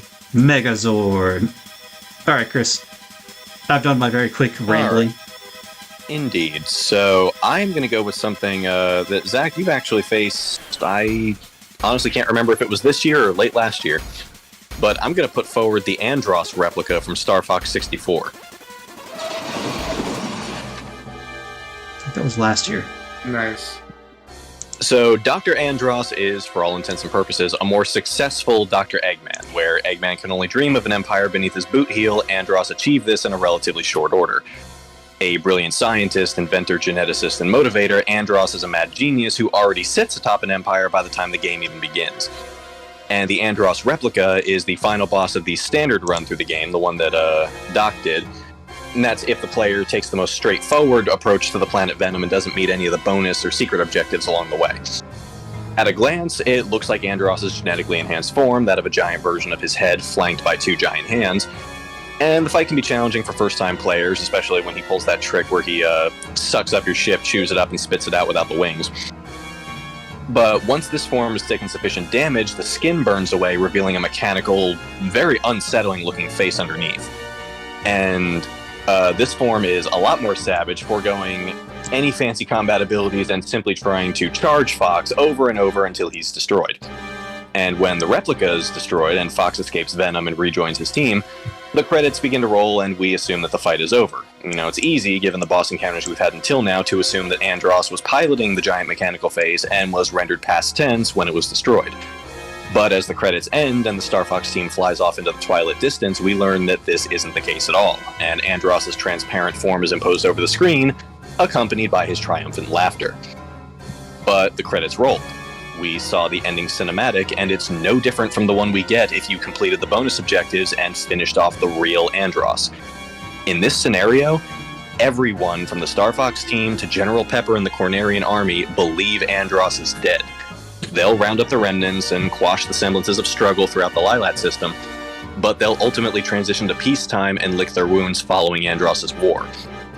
They have a sense of security, and it's that security that the good doctor will take advantage of as he rebuilds his forces from the shadows. And being as smart a being as Andross is, he'll learn from his mistakes and take special care to avoid catching General Pepper's attention in the future. The next attack against Corneria will happen in this timeline, and it promises to be far more devastating than the first. So the replica, while easily dismissed after its encounter, serves a much higher purpose in the overarching story. With it, Andross was able to fake his demise, buying him a golden opportunity to stage his rebellion anew. And there's a line from the usual suspects that goes something to the tune of, like, the greatest trick the devil ever played was convincing the world that he did not exist. And that's exactly what Andross accomplishes through sacrificing the replica. It was a piece on the board that he gave up to move stealthily closer to the checkmate that he so desperately wants. It was a means to an end, but when that end is the end of the Lilat system and any who stand opposed to Andross, the replica becomes far more important and its role in the war a lot more critical. I was going to say, if only you chose the better version, Andrew Oinkeny. No. Yeti, please. Round 4. Alright, for this one I chose a very simple one. One that doesn't have too much behind it to kind of make this a little faster. I chose a very simple mech of the Questor Imperialist, also known as the Imperial Knights. From Warhammer 40k. Well, Warhammer rep. Which one are you? Which knight variant are you going? I like how every time Yeti says something, and it's like, which one? Well, okay, It's a good question here. Yeah, there's actually a fair amount of difference. There is a lot of them, but for this, I'm kind of having to go with them in general, because with the Imperial Knights, there's not a whole lot to them other than big, scary robot. That are basically walking citadels. Yeah, and also, when I was doing research for this one, it was really funny because I did not realize how small they actually were. But how big are they? Imperial Knights. I mean, They're small, 9 to but 12 meters. Huh. I Still thought they fits our were like criteria, though. I thought they were so much bigger. I think than there's that. another version that you're probably thinking of. That's why. Well, there's Imperial Knights, and then there's Titans. Yeah, the Titans are the probably ones you're thinking of. Yeah, because most Quest or Imperial Knights are 9 to 12 meters tall. But yeah, So 30 the to 40 Imperial- feet, eagle speed. But the Imperial Knights are from the Lost Age, which was prior to the rebellion caused by the oldest son of the Emperor. Before the Horse Heresy. And they're very well known for their overwhelming firepower, their general really, really good at killing things. The most notable one being from the House Tyrann, the one that's armed with typically a cannon and chainsaw. But the Imperial Knights are mainly upkept by the Adeptus Mechanicus, which, for those who know, Warhammer are basically mech wizards. Right, And is the to the machine spirit. Yes, and the only reason why the Imperial work with them, even though they would normally consider it heresy, is because they're the ones who make all their guns work. And We do not like you, but we tolerate you. Yeah, aside from that, there isn't a whole lot to say about the Imperial Knights, because yes, they are Imperial Knights, and there's a lot of battles that involve them. But other than that, they are really just big, scary machine, and the only way to really go into more depth about them is to go into the individual ones, like the individual events involving the specific knights, which would in itself take way too long. Warhammer, another one of these things that I haven't dabbled in, but I have heard of a lot, so I know someone's probably really happy about this pick. But I, unfortunately, am uninformed. I mean, the one thing I can say about Warhammer is that it is the only fandom in which nobody ever wants to be in it. Yep. That is Everything in Warhammer just kind of sucks. You see, there's one section of the canon I'd like to be in, and that's a rogue trader for the space piracy. I mean, would you really want to be in that business, though? Really? Having played the recent Rogue Trader video game by Owlcat, please Owlcat sponsor us. Yes. the only thing I, mean, know. You can have fun with the game and not want to be in the universe too. Literally, the only facet of Warhammer that I'm familiar with is Caiaphas Cain. Yes. Caiaphas Cain, the hero of the Imperium! Yes, or more specifically, Takahata's portrayal of him. Yeah. So the only real big takeaway I can really mention about the Knights is they are incredibly yes, that's the one I was mentioning, which is via the big blue boys whose names I can never remember. I think Angels of Death. Yeah, they're Ultramarines, yeah. Ultramarines, yeah. And the only real big takeaway from the Knights is they are incredibly adaptable. Like, there's a lot that you can just kind of slap on them and it just works. Because Adeptus Mechanicus, there isn't really a whole lot that can really explain the archaic logic of how these things actually function. I'm trying to give a good example. Yeah, get your thoughts together. Sorry about that. Well, while he gets his thoughts together, one of the interesting things is for an Imperial Knight or one of the Titan pilots to actually be deployed, they're not in the traditional military chain. They're literally knights because they have to be literally asked to come to the field of battle through the Mechanicus, which generally, for the most part. And there's even knights that don't belong to any family. Any of the houses, many houses, and so they just get to kind of do their own thing for the most part.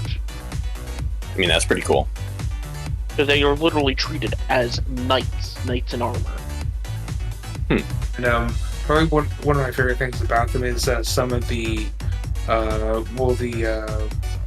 big lines, the big mottos of these machines. Well, from the houses, not the ones that aren't affiliated with houses. Mm-hmm. For example, you have House Tyrannus, which is honor thy forge, honor the Primus Ornus. Then there's House Cress, which is crush the serpent. House Volkir, which is glory for the gilded glory of the Omnissiah. No surprise there. And of course you have Raven Adamant, and I can never remember how to pronounce this guy's name. I think Durbach? it's Durbach. Durbach.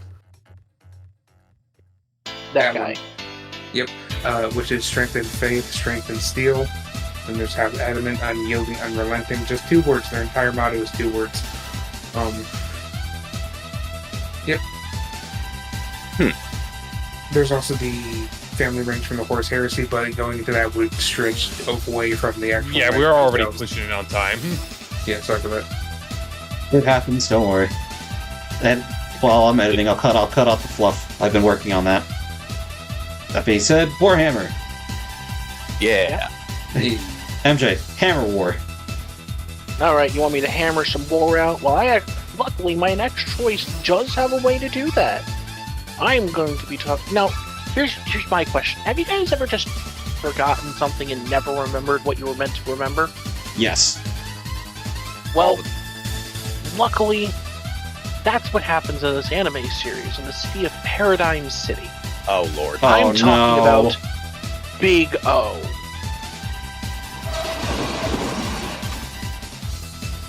One of my favorite super robots.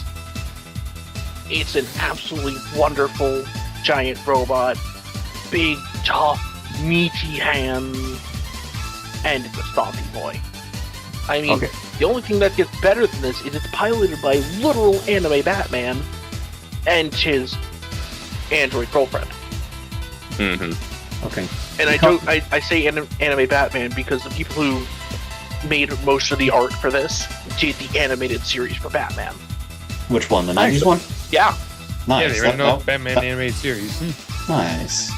But this thing is big, it's stompy, it's got massive pile bunker hands, it's got the Chrome Buster in which it shoots a laser at people, it's got missiles, it's got anchors it shoots at people, and all you have to do is be able to get inside of it and say, "Cast in the name of God, be not guilty."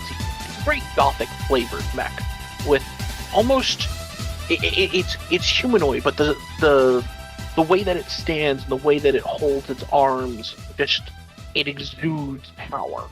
So maybe not so much in that second picture. That second picture looks like he'd be pushed over by a light breeze, but the other two, yeah, they really just highlight his stature. Yeah, like that, and any one of those scenes where he uses those pile bunkers in its arms to blow the back out of another Megaduce is just incredible.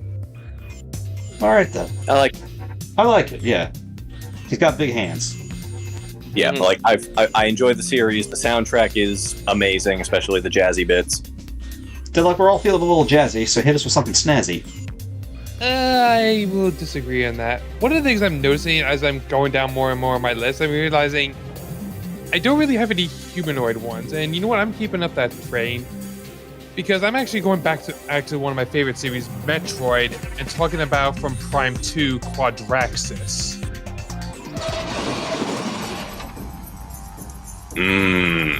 Honestly, Metroid is just one of my favorite series, and I'm just glad I get to talk about one of my favorite bosses from this series. Quadraxis is one of my favorites, mainly because so many of the weapons you pick up throughout your journey all come into play in here. It's not just like rockets, it's different visors, you need different beam types to actually damage it, you need your morph bombs and ball boosts just to actually hit it at certain points. And all the while, it just has so many armaments to attack you with, such as the Annihilator beam that you'll eventually get at. And then there's also just like the missiles, machine guns, even mini versions of itself that will just try to distract you. Plus its own spin just to just draw you in and hurt you that way. And to think this thing was originally one of the devices that the guys you're trying to help with made. Except, you know, evil guy come across and just takes it and corrupts it. And now it's your problem. More of the things I just like also is that once you actually finally just take it down, sorry, it's still not dead. You destroyed its legs and now its head detaches and is floating around still trying to kill you. All the while now you're just trying to have to use your new Echo Visor to actually disrupt the signal to actually get some good hits on it. Before you actually just ram into its thing with your Morphball, actually spider latch onto it and just start planting bombs all over in its holes. It is a long and drawn out fight with so many of your weapons coming all together to actually kill it. It is so satisfying to actually put down. And isn't it also in a setting that still damages? Because I don't think you get the suit that limits the Dark World. No, you don't. You don't get it till after this. So the entire fight, you're on a clock. Yeah, your health is ticking away while you're trying to get rid of this thing. And it's not like this thing is passive either. It has all, as I mentioned earlier, there's so many weapons that just keep hitting you again and again and again, while you're just still trying to damage and break its parts, trying to actually stay alive. This is from Prime 2? Yeah, it's from Prime 2. It's one of the like big three that you're trying to get past in order to actually get the light to actually save the planet you're, slowly losing itself to its dark counterparts. Man, Because really, that's just what Prime 2 is about. I really can't wait to play those games at some point. Yeah, they're pretty fun. We got Prime 4 on the horizon now, and why not talk about Prime 2 a little bit? You know what? I'm already behind far enough. One more game ain't gonna slow me down much. I just like that this has both a giant mech that you actually get to just take down a few pegs, and just how relentless and just death-defying it is. Deconstruction of a Literally, giant when it enemy is literally very tries to defy satisfying. death. I say, yeah, deconstruction of a giant enemy is very satisfying because you can kind of do it to the scarab a little bit, but it sounds like you really get into it with this character or this robot. Yeah, the best part is, like, in order to actually get onto its head, which, by the way, is floating in the air, you're actually spider-balling up on its legs just to actually get some height and actually get onto it. Anyway, wow, what's that giant quiet gap that's there that I left in? That's weird. Wow. Oh, I guess we should do the Zach, honorable you should mentions have now. edited that out. No, we got some honorable mentions we should do here. Anyway, honorable mentions, go!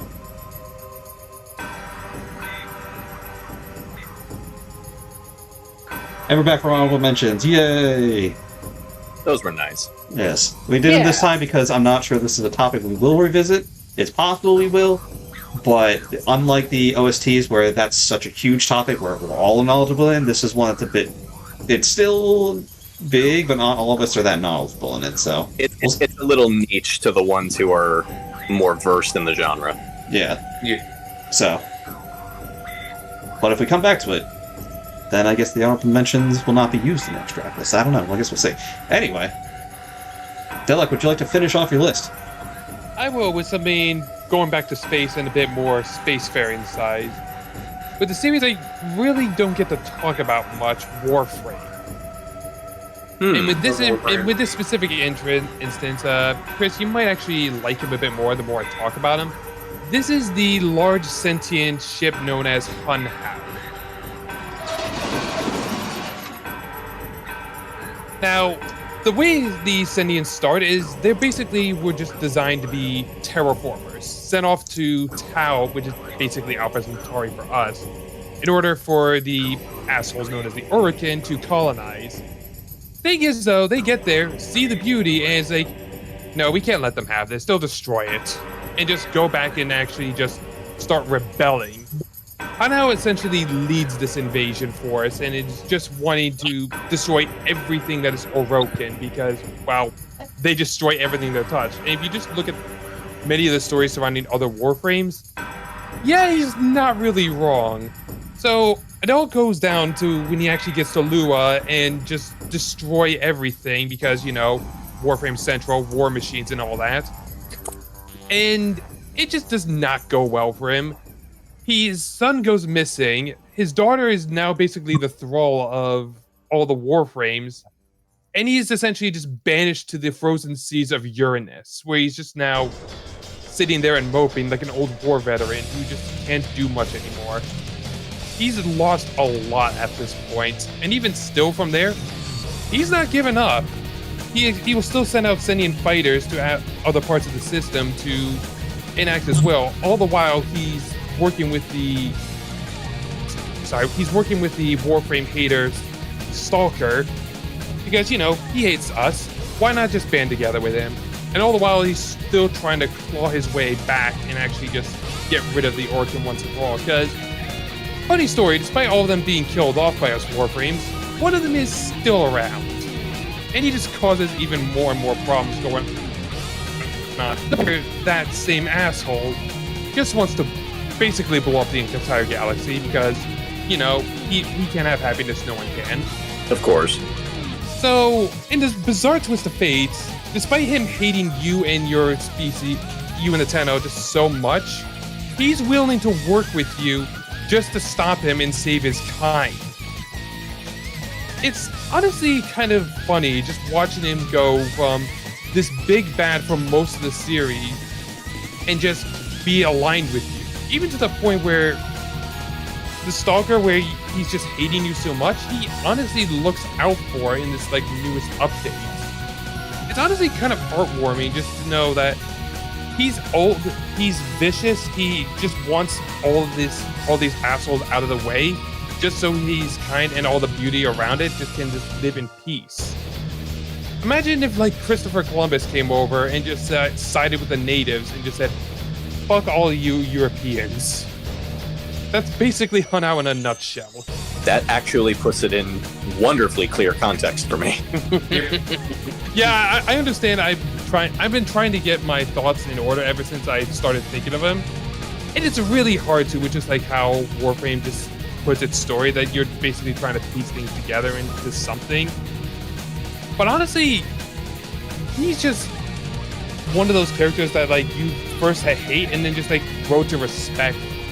He's an old war veteran who just has a lot of regrets by this point and is just trying to come to terms with it. MJ, since he is gonna, yeah, I was gonna say, since he's gonna say it again, go. Well, you know what? I've been deciding, since you just brought us out of space, I'm gonna bring us back down to Earth. And Chris, this shout out, this one goes out to you. I'm specifically talking about something that your profession probably would be a lot more interesting if it had one of these. I'm talking about the AV-98 Ingram from Cat Labor, a police use labor in order to stop crimes. Interesting. I question how he's able to do that. Well, it's very easy with their, how shall I say this, 37mm revolver. Uh-huh. It's literally the equivalent of a policeman, but shot in robot form. The pilot sits right below the head. You can see kind of how there's that like little bump there with like what looks like windows. That's where the pilot sits. And it also comes with body armor, specifically reactive plates that are put inside of a vest. But it's a police use labor that stands at 8.02 meters tall and weighs a full 6 metric tons, and is basically given out in limited supplies to police, to specific police stations in order to fight other labors, because labors have become something that is used for construction, military conflicts, and that such, which leads to the need for the police to have something like this in case someone decides to go crazy and take their construction labor and destroy things. Makes sense. But it comes with standard issue, a 37mm revolver, which is literally just a revolver, a anti-labor stun stick, which is EMP capable, and 4 things that require a little bit more force, a 90mm shotgun. Ugh, I hate shotguns. But they're usually combined with one of the units having an ECM capabilities to help jam sensors and that thing, and that such. And these things are not super, like, indestructible or anything. They're very much able to be destroyed, which makes it quite interesting when sensors or something, or the head gets knocked off, and the pilot literally has to get lifted partially out so that way they can see what's going on. But yeah, no, it's giant robot police. Interesting. Very simple in design compared to some of the other stuff. Which I don't want. I don't know about elegant, but it's definitely sleek. I appreciate sometimes like simple is nice. Shield. And like looking at this, you could definitely recognize police. But with that, that's what I have for that on my list. Nice. Any other stuff you could say about, robot police? No, I mean the only way you can make it more police identifiable these days is by adding a blue stripe on it. Other than that, I see this as, very easily recognizable police robot. I like it. Now, to be fair, this is Japanese police, so... Fair enough. I mean, did you expect it to be elsewise? No, I just didn't. He said it, I'm like, true, I didn't think of it like that, I was just thinking police robot in general, police in general, so... I didn't really associate a nationality or country or anything. So that makes sense. Alright. MJ has finished his list. Yeti, this is your first time with us. It's Yeti, this is your first time, so finish your list off strong. Yeah. Alright, so for this one, I'm going to go with my favorite mech from one of my personal favorite game series, being Mech Warriors. For those who have not heard of Mech Warriors, it is a great game series. But anyways, the mech I'm going with is the good old King Crab from Mech Warriors. It sounds delicious. Yeah. So King Crab is a very unique mech in the way of it is an assault class mech from the Mech Warrior series, assault class being the heaviest class of mech that there can be. King Crab is the heaviest among them, weighing in at 100 tons. There's also the fact that its speed for its size is alarming, being able to move at 54 kilometers an hour, as well as its armaments being typically armor, being autocannons and long-range lasers, making it both versatile in close-range and long-range combat. And also with its 15 heat sinks, it does not overheat like you would normally expect from something of its size. There's also the funny little fact. Okay, so first, it was produced originally by Corsa Weaponries, which is one of the big factions in the game series. It was also originally manufactured by Star Corps Industries, and the funny part about it is another one of its manufacturers is General Motors. Yeah. I'm not kidding. General Motors is canon in the world of Mech Warrior. Anyways. Yeah, General Motors are the ones who designed the fusion reactors that every mech uses. Well, let's be real. If we do ever get into a mech age in real life, those companies are probably going to be the ones at the forefront. Yep. We probably will, to be fair. We're talking about they'll acquire Sadly, them they're a anyways. little behind the times. Also, here's part of the original King Crab art. Yeah. I like it. And probably one of my favorite parts about the King Crab, regardless of its absurd size, strength, and firepower, one of the descriptions of the King Crab is the only reasonable way determined to be able to take one down is in massive groups. Is just to overwhelm it with firepower, otherwise you're going to get overwhelmed by the fact that this thing has enough firepower to take on 5 mechs at the same time and win. Like among the world of walking tanks, this one's the biggest tank. Yeah. The super tank, if you will. Yep, at 100 tons, it is at the absolute top end of the spectrum for assault mechs, and its guns can literally take out light mechs in one shot. Also, if I remember right, it is the only large mech, the only assault mech of its class that can have both autocannon 20s and LRM 15s on the same unit. Which basically those are the... What's up? I said I'll need to check up on that one. I could have sworn there was another one, but continue.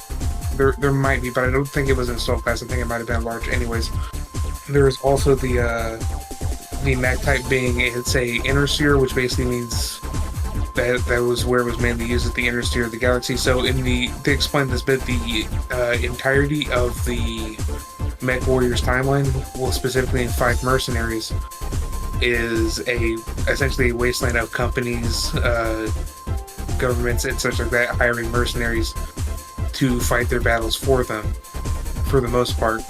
The King Crab is a relic in that aspect, being if I remember right, it's no longer in production because the last line of its production line was destroyed in 2786 in the universe of Mech Warriors, if I remember right.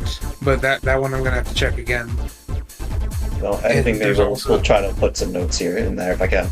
It's also one of the few mechs of its size that has really good lock-on systems for something that doesn't have lock-on weapons. How does that work? One of the big things in Battletech and Mech Warrior is that sensor ranges have been basically stomped into the ground because of the reliance of ECM and that such. So you're seeing combats generally at 2 kilometers max. He can see a little bit farther than that, because his tracking system was if I remember, is the Deadlock High-Res B. Yeah, I had to check it again. It was the Deadlock High-Res B, which Very I know. Interesting setup. Yeah, which for those who don't know the setting of Mech Warrior, that's probably very confusing. A little bit. There have been multiple renditions of the king crab, but the one I was going with for this one in particular is the standard from MechWarriors 5. There's also the more medieval one, the Dark Age king crab, and then there is one that uses missiles, but I cannot remember which one that is. I'll have to get back on that one. Anyways, it is mainly known for being a walking tank among tanks, which in the world of MechWarriors is really interesting considering how it is honestly not that expensive to get a hold of one. Just finding them is the hard part. Mm-hmm. Yeah, the setting of MechWarriors very much, what if we just gave mercenaries and corporations and nations giant robots and told them to fight it out? Oh yeah, sure. Just give Black Swan a legion of Zoids. What could go wrong?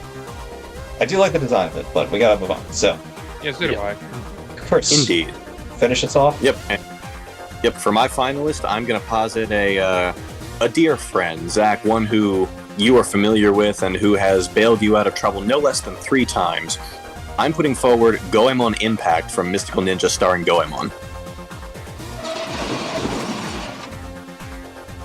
Oh, okay. So, Goemon and his crew are a capable bunch, often entrusted with saving Japan from its enemy du jour using their vast array of ninja skills. But sometimes an enemy comes along that's just a little too hard to handle on their own, and when those times come, the conch is blown and Impact is summoned to the tune of its own very kick-ass theme music. The montage headbangs on as, you're shown a little bit of Impact's inner workings underneath its superficial armor, and it ends with a striking pose holding aloft a giant version of the smoking pipe that Goemon himself uses as a weapon. And what we see next is nothing shy of next level, because in order to be violently capable in the fight to come, Impact needs to be capably violent while it roller skates to whatever it's fighting. By that, I mean your health in the coming battle is directly proportionate to how much damage to property and smaller enemies you commit on your way there.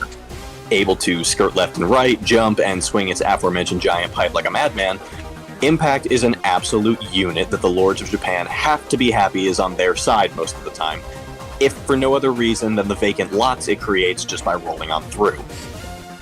Impact has no shortage of skills in actual fights, not limited to just what's already been displayed. It can shoot superheated hunks of gold, just like its master, to bombard long-distance targets. The pipe it wields can extend with a massive chain and act like a grappling hook to pull in its giant robot adversaries. And once it's established a melee circle, Impact shows itself worthy of the name by unleashing a barrage of punches and kicks.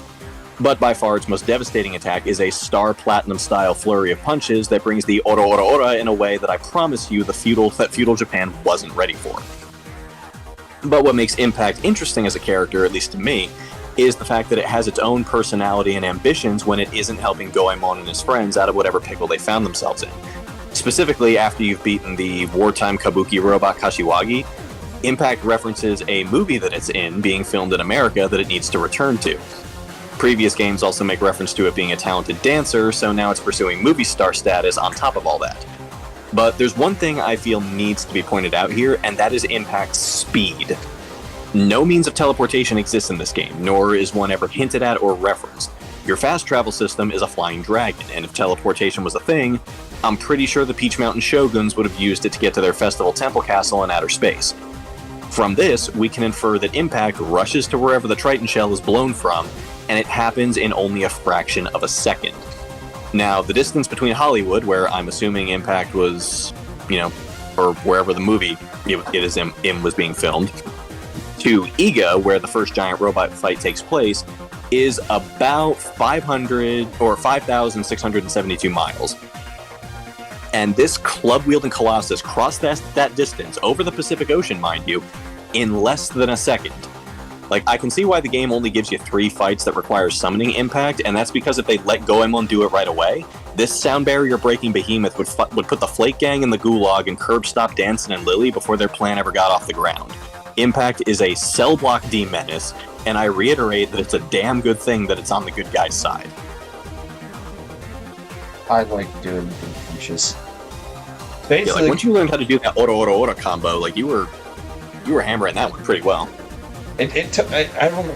I know we had to look it up because it was a specific combination or something. I don't remember. Right. It was something that I never learned how to do as a kid. So yeah, I did a few times accidentally, and then we realized, oh, there's a button combination. Mm-hmm. Like, oh, it's like an actual fighting game with combos and moves and shit. I mean, there's only a select handful, but that combo, once I learned it and I got the timing right, because you did have to time it correctly, I think it only took me 2 attempts on the final boss, if I recall. I believe so. Yeah. You figured it out in fairly short order. I think MJ was there when we did it too, because we streamed that one. Yes. It was entertaining to say the least. Yes, and the theme song that plays the times you summon him, cooler than it has any business being. It is fun. It's just an overall fun game. Mm-hmm. Yeah, and that's why I keep calling back to it and putting things from it on my draft entries, because I enjoyed that game, and I hope other people enjoyed watching you play through that game. I don't think that one got too many views, but it's still there for people to look at, so... More's the pity. Everyone else is being quiet. It doesn't sound like they have any comments. I have nothing to add, especially when I have no idea what I'm looking at. I was going to say, I'm pretty sure of the people here, you and I are the only ones familiar with what I'm talking about. Well, you and MJ, since MJ was there. Yeah, no, I don't have anything else to say. It's just a cool giant robot. It is a cool giant robot. It is cool. It is a fun music. Fun to play it if you get the chance. It's not too long of a game, so it's only like 6 to 8 hours, something like that. Yeah, it's not long at all. That being said, all good things must come to an end, as we've seen 4 good lists have come to an end already, so we must end the final one and the video overall. And I feel like that we missed something. We almost missed the Megazord, so that was already one big thing we almost missed. And I feel like there's just one giant robot who has come into all of our hearts, at least at one point or another, and broke our hearts at the end. Oh no. Oh yes. I think I know what it is. Yeah, we're talking about the good old Iron Giant. Yep, Vin Diesel, there it is. Oh no, that wasn't the one I was thinking of. Oh. I know exactly what you were thinking, but you know what? This is even better. What were you thinking? I'm curious, real quick.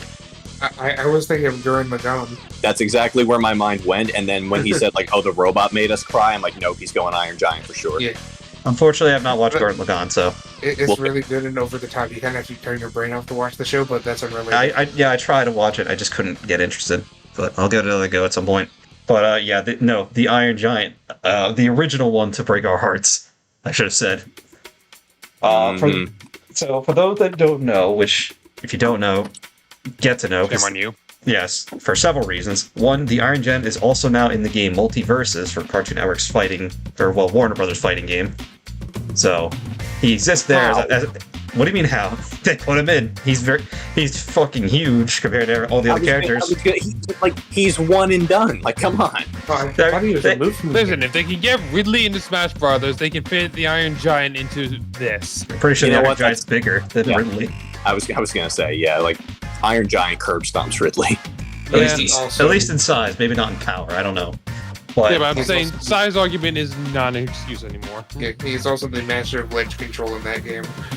Yeah, so you have both the original movie, which is what broke our hearts in the first place, and now you have him in a modern video game, which is one of the out of nowhere like uses for Iron Giant, since he hasn't been anywhere near the mainstream in years. Which I'm honestly fine with. But yeah, honestly. So it's been a while since I've seen the old movie. I'm talking like 15, almost 20 years for me, probably. Mm-hmm. But it is an old classic of a movie, animated classic, and it just... I don't remember the whole plot. If I remember correctly, it's the kid trying to like teach the Iron Giant good or something like that, and the Iron Giant basically has like a nuclear core. The giant falls to Earth, and Hogarth, I think was the kid's name, befriends the giant because it's damaged. It's got a dent in its head, and it can't remember what it is or why it's there. And then the U.S. government catches wind of it and tries to either weaponize it or destroy it. I think they actually... Yeah. At the end, they definitely try to destroy it because he sacrifices himself. But every time, whenever the giant is exposed to a firearm or anything violent, it actually triggers something deep in its programming where it activates a bunch of weapon systems and turns it into a fucking destroyer.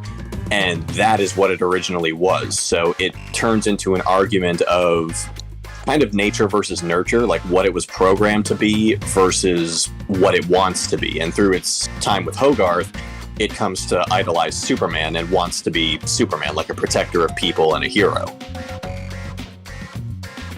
Which all comes to the end, in the end, when the missile or nuke or whatever it intercepts it and self-sacrifice. Speaking of top tier villain, Yeah.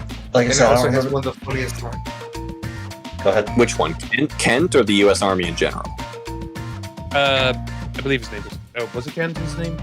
Yeah. I think so. Yeah. Basically, he's just trying to convince the military that this thing is actually here, and when he actually finally gets to it, and it's clear that this thing is just not going to be okay, he basically just demands a missile be launched, a nuclear missile, mind you. And everything just like is so comedic with this guy. I love Yeah, it. and then There's the one thing robot funny- Mansley. Yeah, I was gonna say that at least the funniest line in movie history, in my opinion.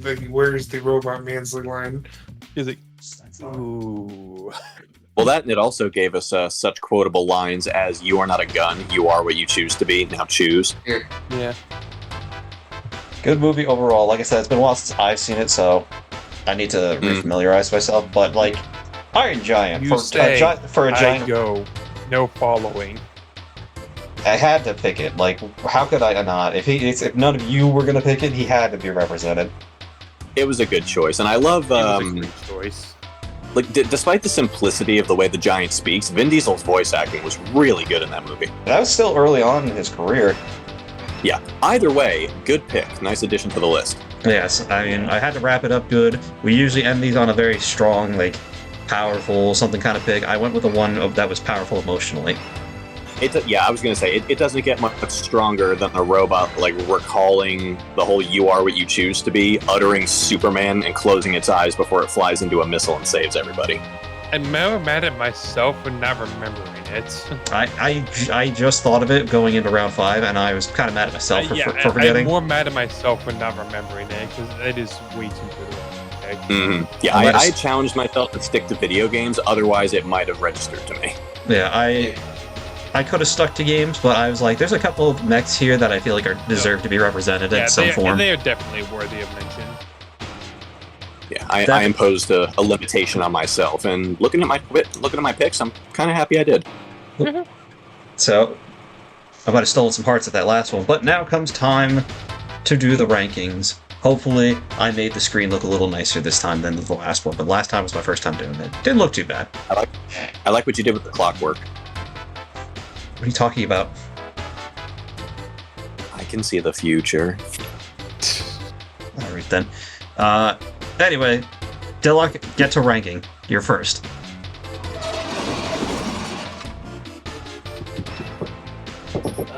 Sorry, MJ, you're gonna be in dead last for me on this one. Oof. I see how it is, Deadlock. I mean, I will say Divine and Devil Gundam are nice picks, but the rest just don't really speak to me as much. Maybe it's because I just don't know Code Geass. Big O, I may want to get into at some point.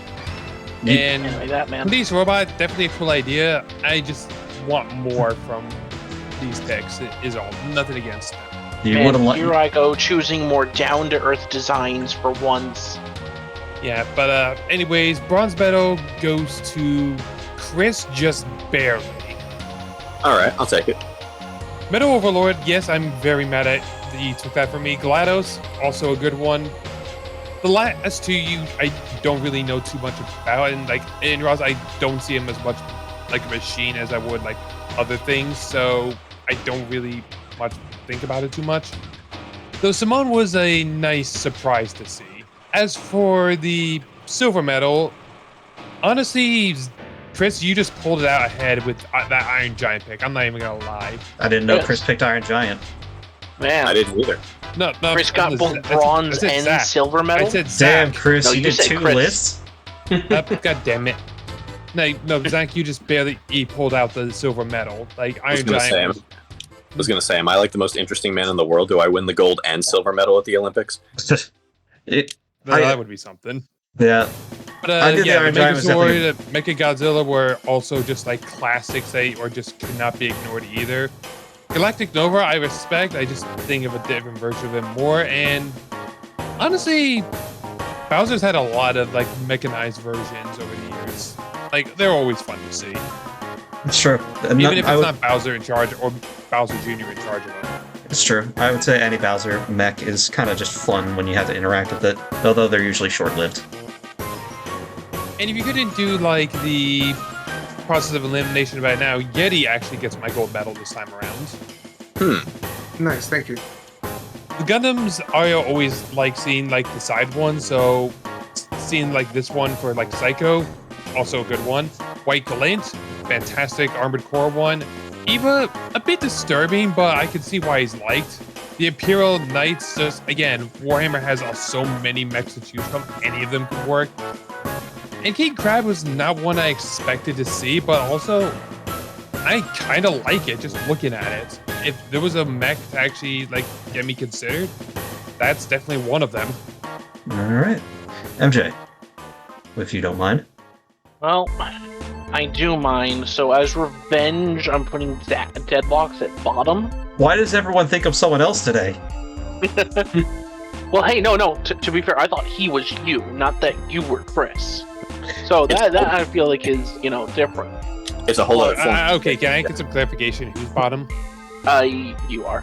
Not for actual revenge, but I'm gonna be honest. I don't care for Breath of the Wild. Fair enough. I agree. Sovereign is a space cuttlefish, and I've never thought the Reapers were scary or cool looking. I think they're all right looking. I don't know who Hunhow is because yeah, that I understand. Quadraxis is really the only one I actually know besides the Scarab, and I hate that boss. Quadraxis or the Scarab? Quadraxis. Really? Look, man, that fight is annoying. It's not the worst fight in the game. Let's be real. No. It's not the Boost Guardian.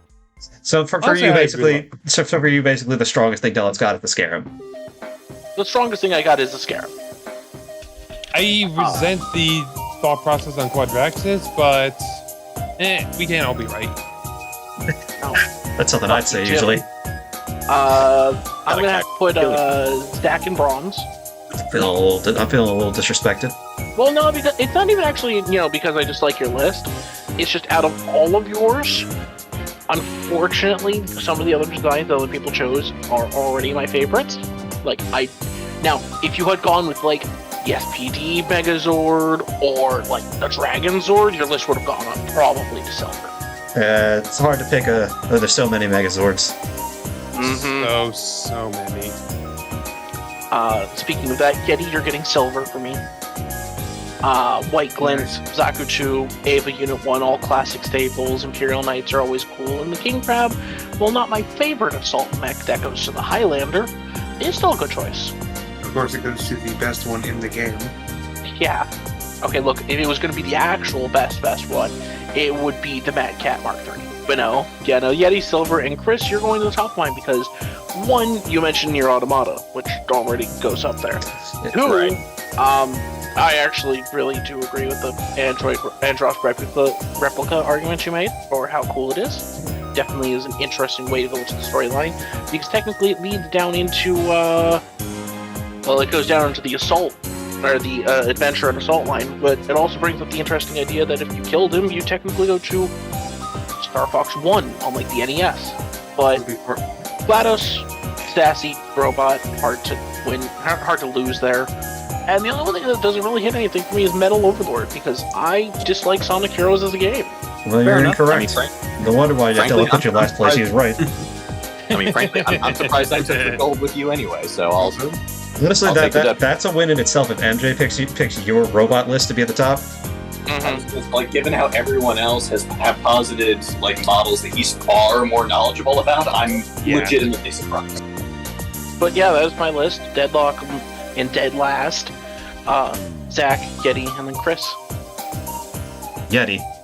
Alright, so for my dead last pick, my fourth pick, I am unfortunately going to have to go with Deadlock. Not Deadlock, sorry, MJ. Oh. Wow. Everyone's mixing up names today, apparently. Is that the joke this time? Is that what's going to be the running joke? It's a joke that's happening on accident, too. I know no one's doing it on purpose.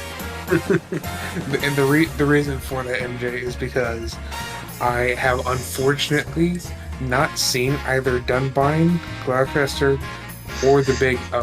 The only one I've watched out of any other ones you put up is the G-Fighter Gundam. So it's not that it's a bad list. It's just unfamiliarity, which does often strike in these videos. Yeah, Which that's is usually how it unfortunate. goes in this series. Which is why, if you're watching this video, keep watching these videos so you learn about these things. By the way, you become more informed on these topics. So I keep will make watching you these videos. cultured about anime if you keep watching them. We'll do an anime list at some point. Don't worry, we're getting there. This is the bridge that starts that. Which then brings me to my bronze pick, being Chris. Fair enough. Simone was a great pick. I absolutely love the Nier games. Metal Overlord I think is also a good pick. I was not familiar with Sonic Heroes really that much. I'll definitely have to give the game a try. GLaDOS was also a great pick. I absolutely love the Portal series, and GLaDOS is a really funny character, as unintentionally funny as she is throughout the games. Andros Replica is also a good one because Star Fox 64 was one of the first games I actually played on the 64. Dude, And same. I think I only ever got the standard route because I was a kid and I didn't know what I was doing. And Doraemon Impact, I do not know anything about. Fair enough. Fair enough. I feel like out of all that it's a bit of one of those hidden gem kind of games where if you played it, you liked it, but it's not surprising if you haven't heard of it. And Silver is going to have to go to Doc Damn. for the sole purpose of, alright, so I was originally you were originally going to be my gold pick, originally, because of Galactic Nova, the Megazords, the Iron Giants, and Bowser ? However, the only reason I'm putting you in Silver is that you've called Kiryu Mechagodzilla. Oh, come on. That's not my fault. I'm not informed. So, Zach, I'm look, trying you should to just watch get more more movies. cultured. I'm working on it. Jesus, come on. We're Come going to have to on. watch that one. We're going to have to watch that one with you. I feel like I just got stabbed in the foot. Like, what did I do to deserve this? no, I was just because- walking by. No, because he's right. Given my profession, I can honestly tell you that ignorance to the law is not a defense to prosecution. This is bullshit. This is bullshit. The law's wrong. I'll have to explain. I'll explain this one real quick. Throughout the movie, they go out of their way to not call it Mechagodzilla and to call it Kiryu. Why? Is there a reason? But for the same reason, or probably not for the same reason, but for a similar reason, where in Godzilla Millennium they drew clear distinction between the actual Godzilla and the American one that sacked New York in 1998. Moving on to my gold pick, Deadlock. The Scarab, I really liked the choice because that is a wave of nostalgia. Halo was one of my first game series that I really got into, up until Halo Infinite when they kind of butchered the game series. But anyways, I also like the Baruto pick from Legend of Zelda Breath of the Wild. Reason for that is that one in particular is also one of my personal favorite ones of the series because its puzzles are genuinely fun and don't feel like they're... Like, it made the Water Temple fun, if that made sense. Yeah, fair enough. I was going to say the Sovereign is also a pretty good pick. I enjoyed the Mass Effect series. I still need to push myself to play Andromeda. I still need to make myself play that game. I don't know if it's worth it. Neither do I, but I feel like I have to. And then there's Quadraxis. Just do which before is- your face gets tired. And then there's Quadraxis, which is also a good pick because I am a big fan of the Metroid series, especially with 4 coming out. And then Hunhao is also a great pick in my mind because I love the Warframe series. I am a big fan of the games. Well, I say games, the game. Yeah, At this point, it's multiple games in one. basically. Yeah.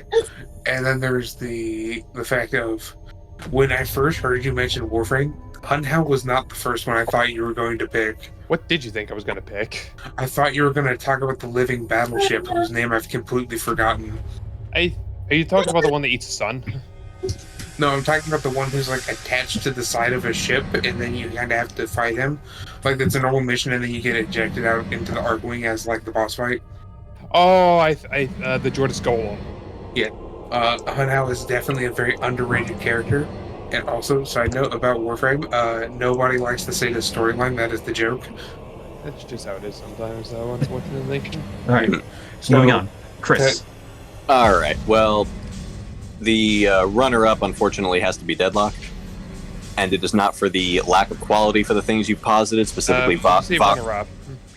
Last place. Well, there's no medal. There's no medal below bronze, so runner-up is the Okay. best I can come up with. I can give you a Okay, piece of fair. candy if that helps. There you go. Strawberry Bonbon goes to Deadlock. Because mainly Varudo and Quadraxis kind of carried you forward, but Scarab I'm indifferent to, and Sovereign and Hunhao I am just straight up unfamiliar with. Those two were also the biggest ones I had on my list. Bronze medal I gotta give to Yeti because you scored some major points with unit 1. That definitely carried you a long way. But as I believe I've mentioned, I haven't really dabbled in Gundam too terribly much. Psychozaku is pretty much unknown to me. Same goes for White Glint, the Imperial Knights, and King Crab. Yeah, I just went for a lot of unfamiliar ones to kind of get those ones out there. It's like having Indeed, and I do intend to look these up and become more versed in their source material. But Ava Unit 1 definitely carried your list, and because I like the anime, well, the original run of it anyway, I'm not familiar with any of the reboots, that justifies my pick there. Silver, I gotta give to MJ. Because of I think the only type of Gundam that I'm familiar with is Devil Gundam, the one that you put forward. Gloucester Cornelia unit, definitely a solid pick there. I agree, both design and strengths. It's definitely one of the best. And you've got the Big O on there, which, in my mind, justifies me not knowing anything about Dunbine or Ingram. Which leaves Zach for the top spot, while I am largely indifferent to the Megazord and completely ignorant of Galactic Nova. I love the Iron Giant and Mechagodzilla, and Bowser was just adorable. I appreciate that you also said it like a question, because no one else did except for me. Oh yeah, I got your back, man. Appreciate it. Yeah, Galactic Nova, you play... It's not in every Kirby game, but he's in the more notable ones for people, so...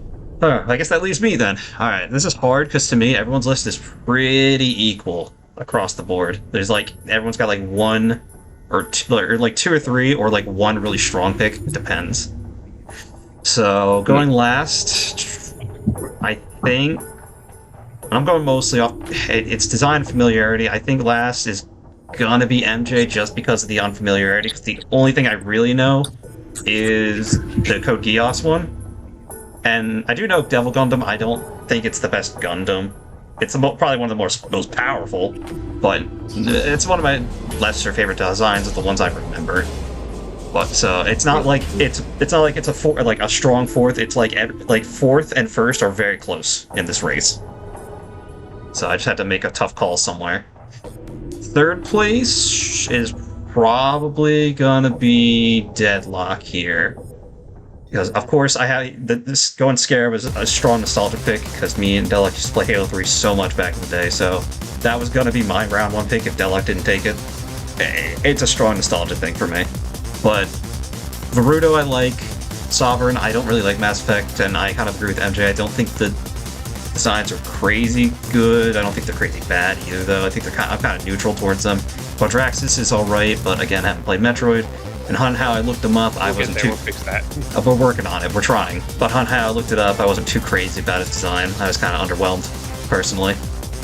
So bronze. This is kind of the hard part for me. I'm gonna or silver rather. I'm gonna go with I'm going with Yeti though because again unfamiliarity for the most part. But I liked the designs of King Crab. The Imperial Knights were pretty much what I think of when I think of Warhammer. Just kind of bulky mech suits.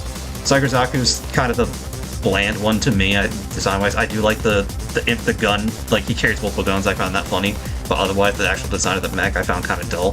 White Glint is probably my favorite design of everything on the list, out of everyone's list, because I just love how sharp that design is. Yeah, it's definitely a good one.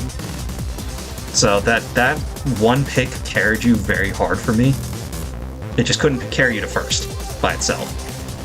And then Eva, I'm very familiar with without having even seen the source material. So I guess that's strong a testament to the design in itself.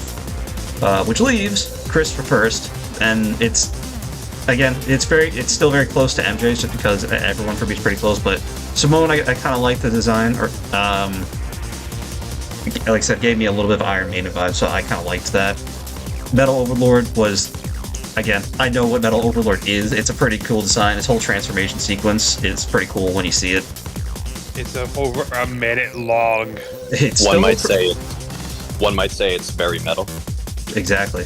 GLaDOS is just fun, despite the fact that she does not want to have fun with you. Andros Replica, I thought was kind of your weakest pick here. That or Goemon, but at least Andros has like the lore stuff behind it. Mm-hmm. So, that you're not crazy about Star Fox in general, so I'm willing to fudge that. I don't dislike Star Fox, but it's not my more interesting, on my list. And then Goemon, at least I enjoyed Goemon, but the actual design of the robot is a little dull to me, just because it's just robot Goemon. Yeah, no, like Impact's design is not great. I'll cede to that, but just the utter ridiculousness of whenever he's on screen, I find enjoyable. Yes, but like I said, for me, the four lists are pretty close overall.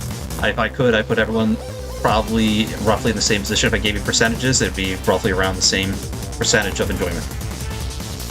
But that is it for everyone. I'll give the screen a second to show the lists. All right, now screen fade away right here. Perfect. But that is it for this video. If you liked it, make sure to like the video. Don't forget to also like in the comments to vote for who was your favorite list down there. You got all of them up here. You get to enjoy this nice whatever I did. It might be a new overlay. It'll probably change from topic to topic, just whatever fits. But yeah, let us know what you think. I'm very happy you finally got to get a topic of yours out there. Yeah, I can't wait till I get the next one in there. Well, we'll see. That being said, I guess we'll see you guys next time. Yeti, thank you for joining us for this one. Yeti may return. Yeti may not. Will Yeti return part 2? Who knows? I want to do. Goodbye, everybody. Hey. Later.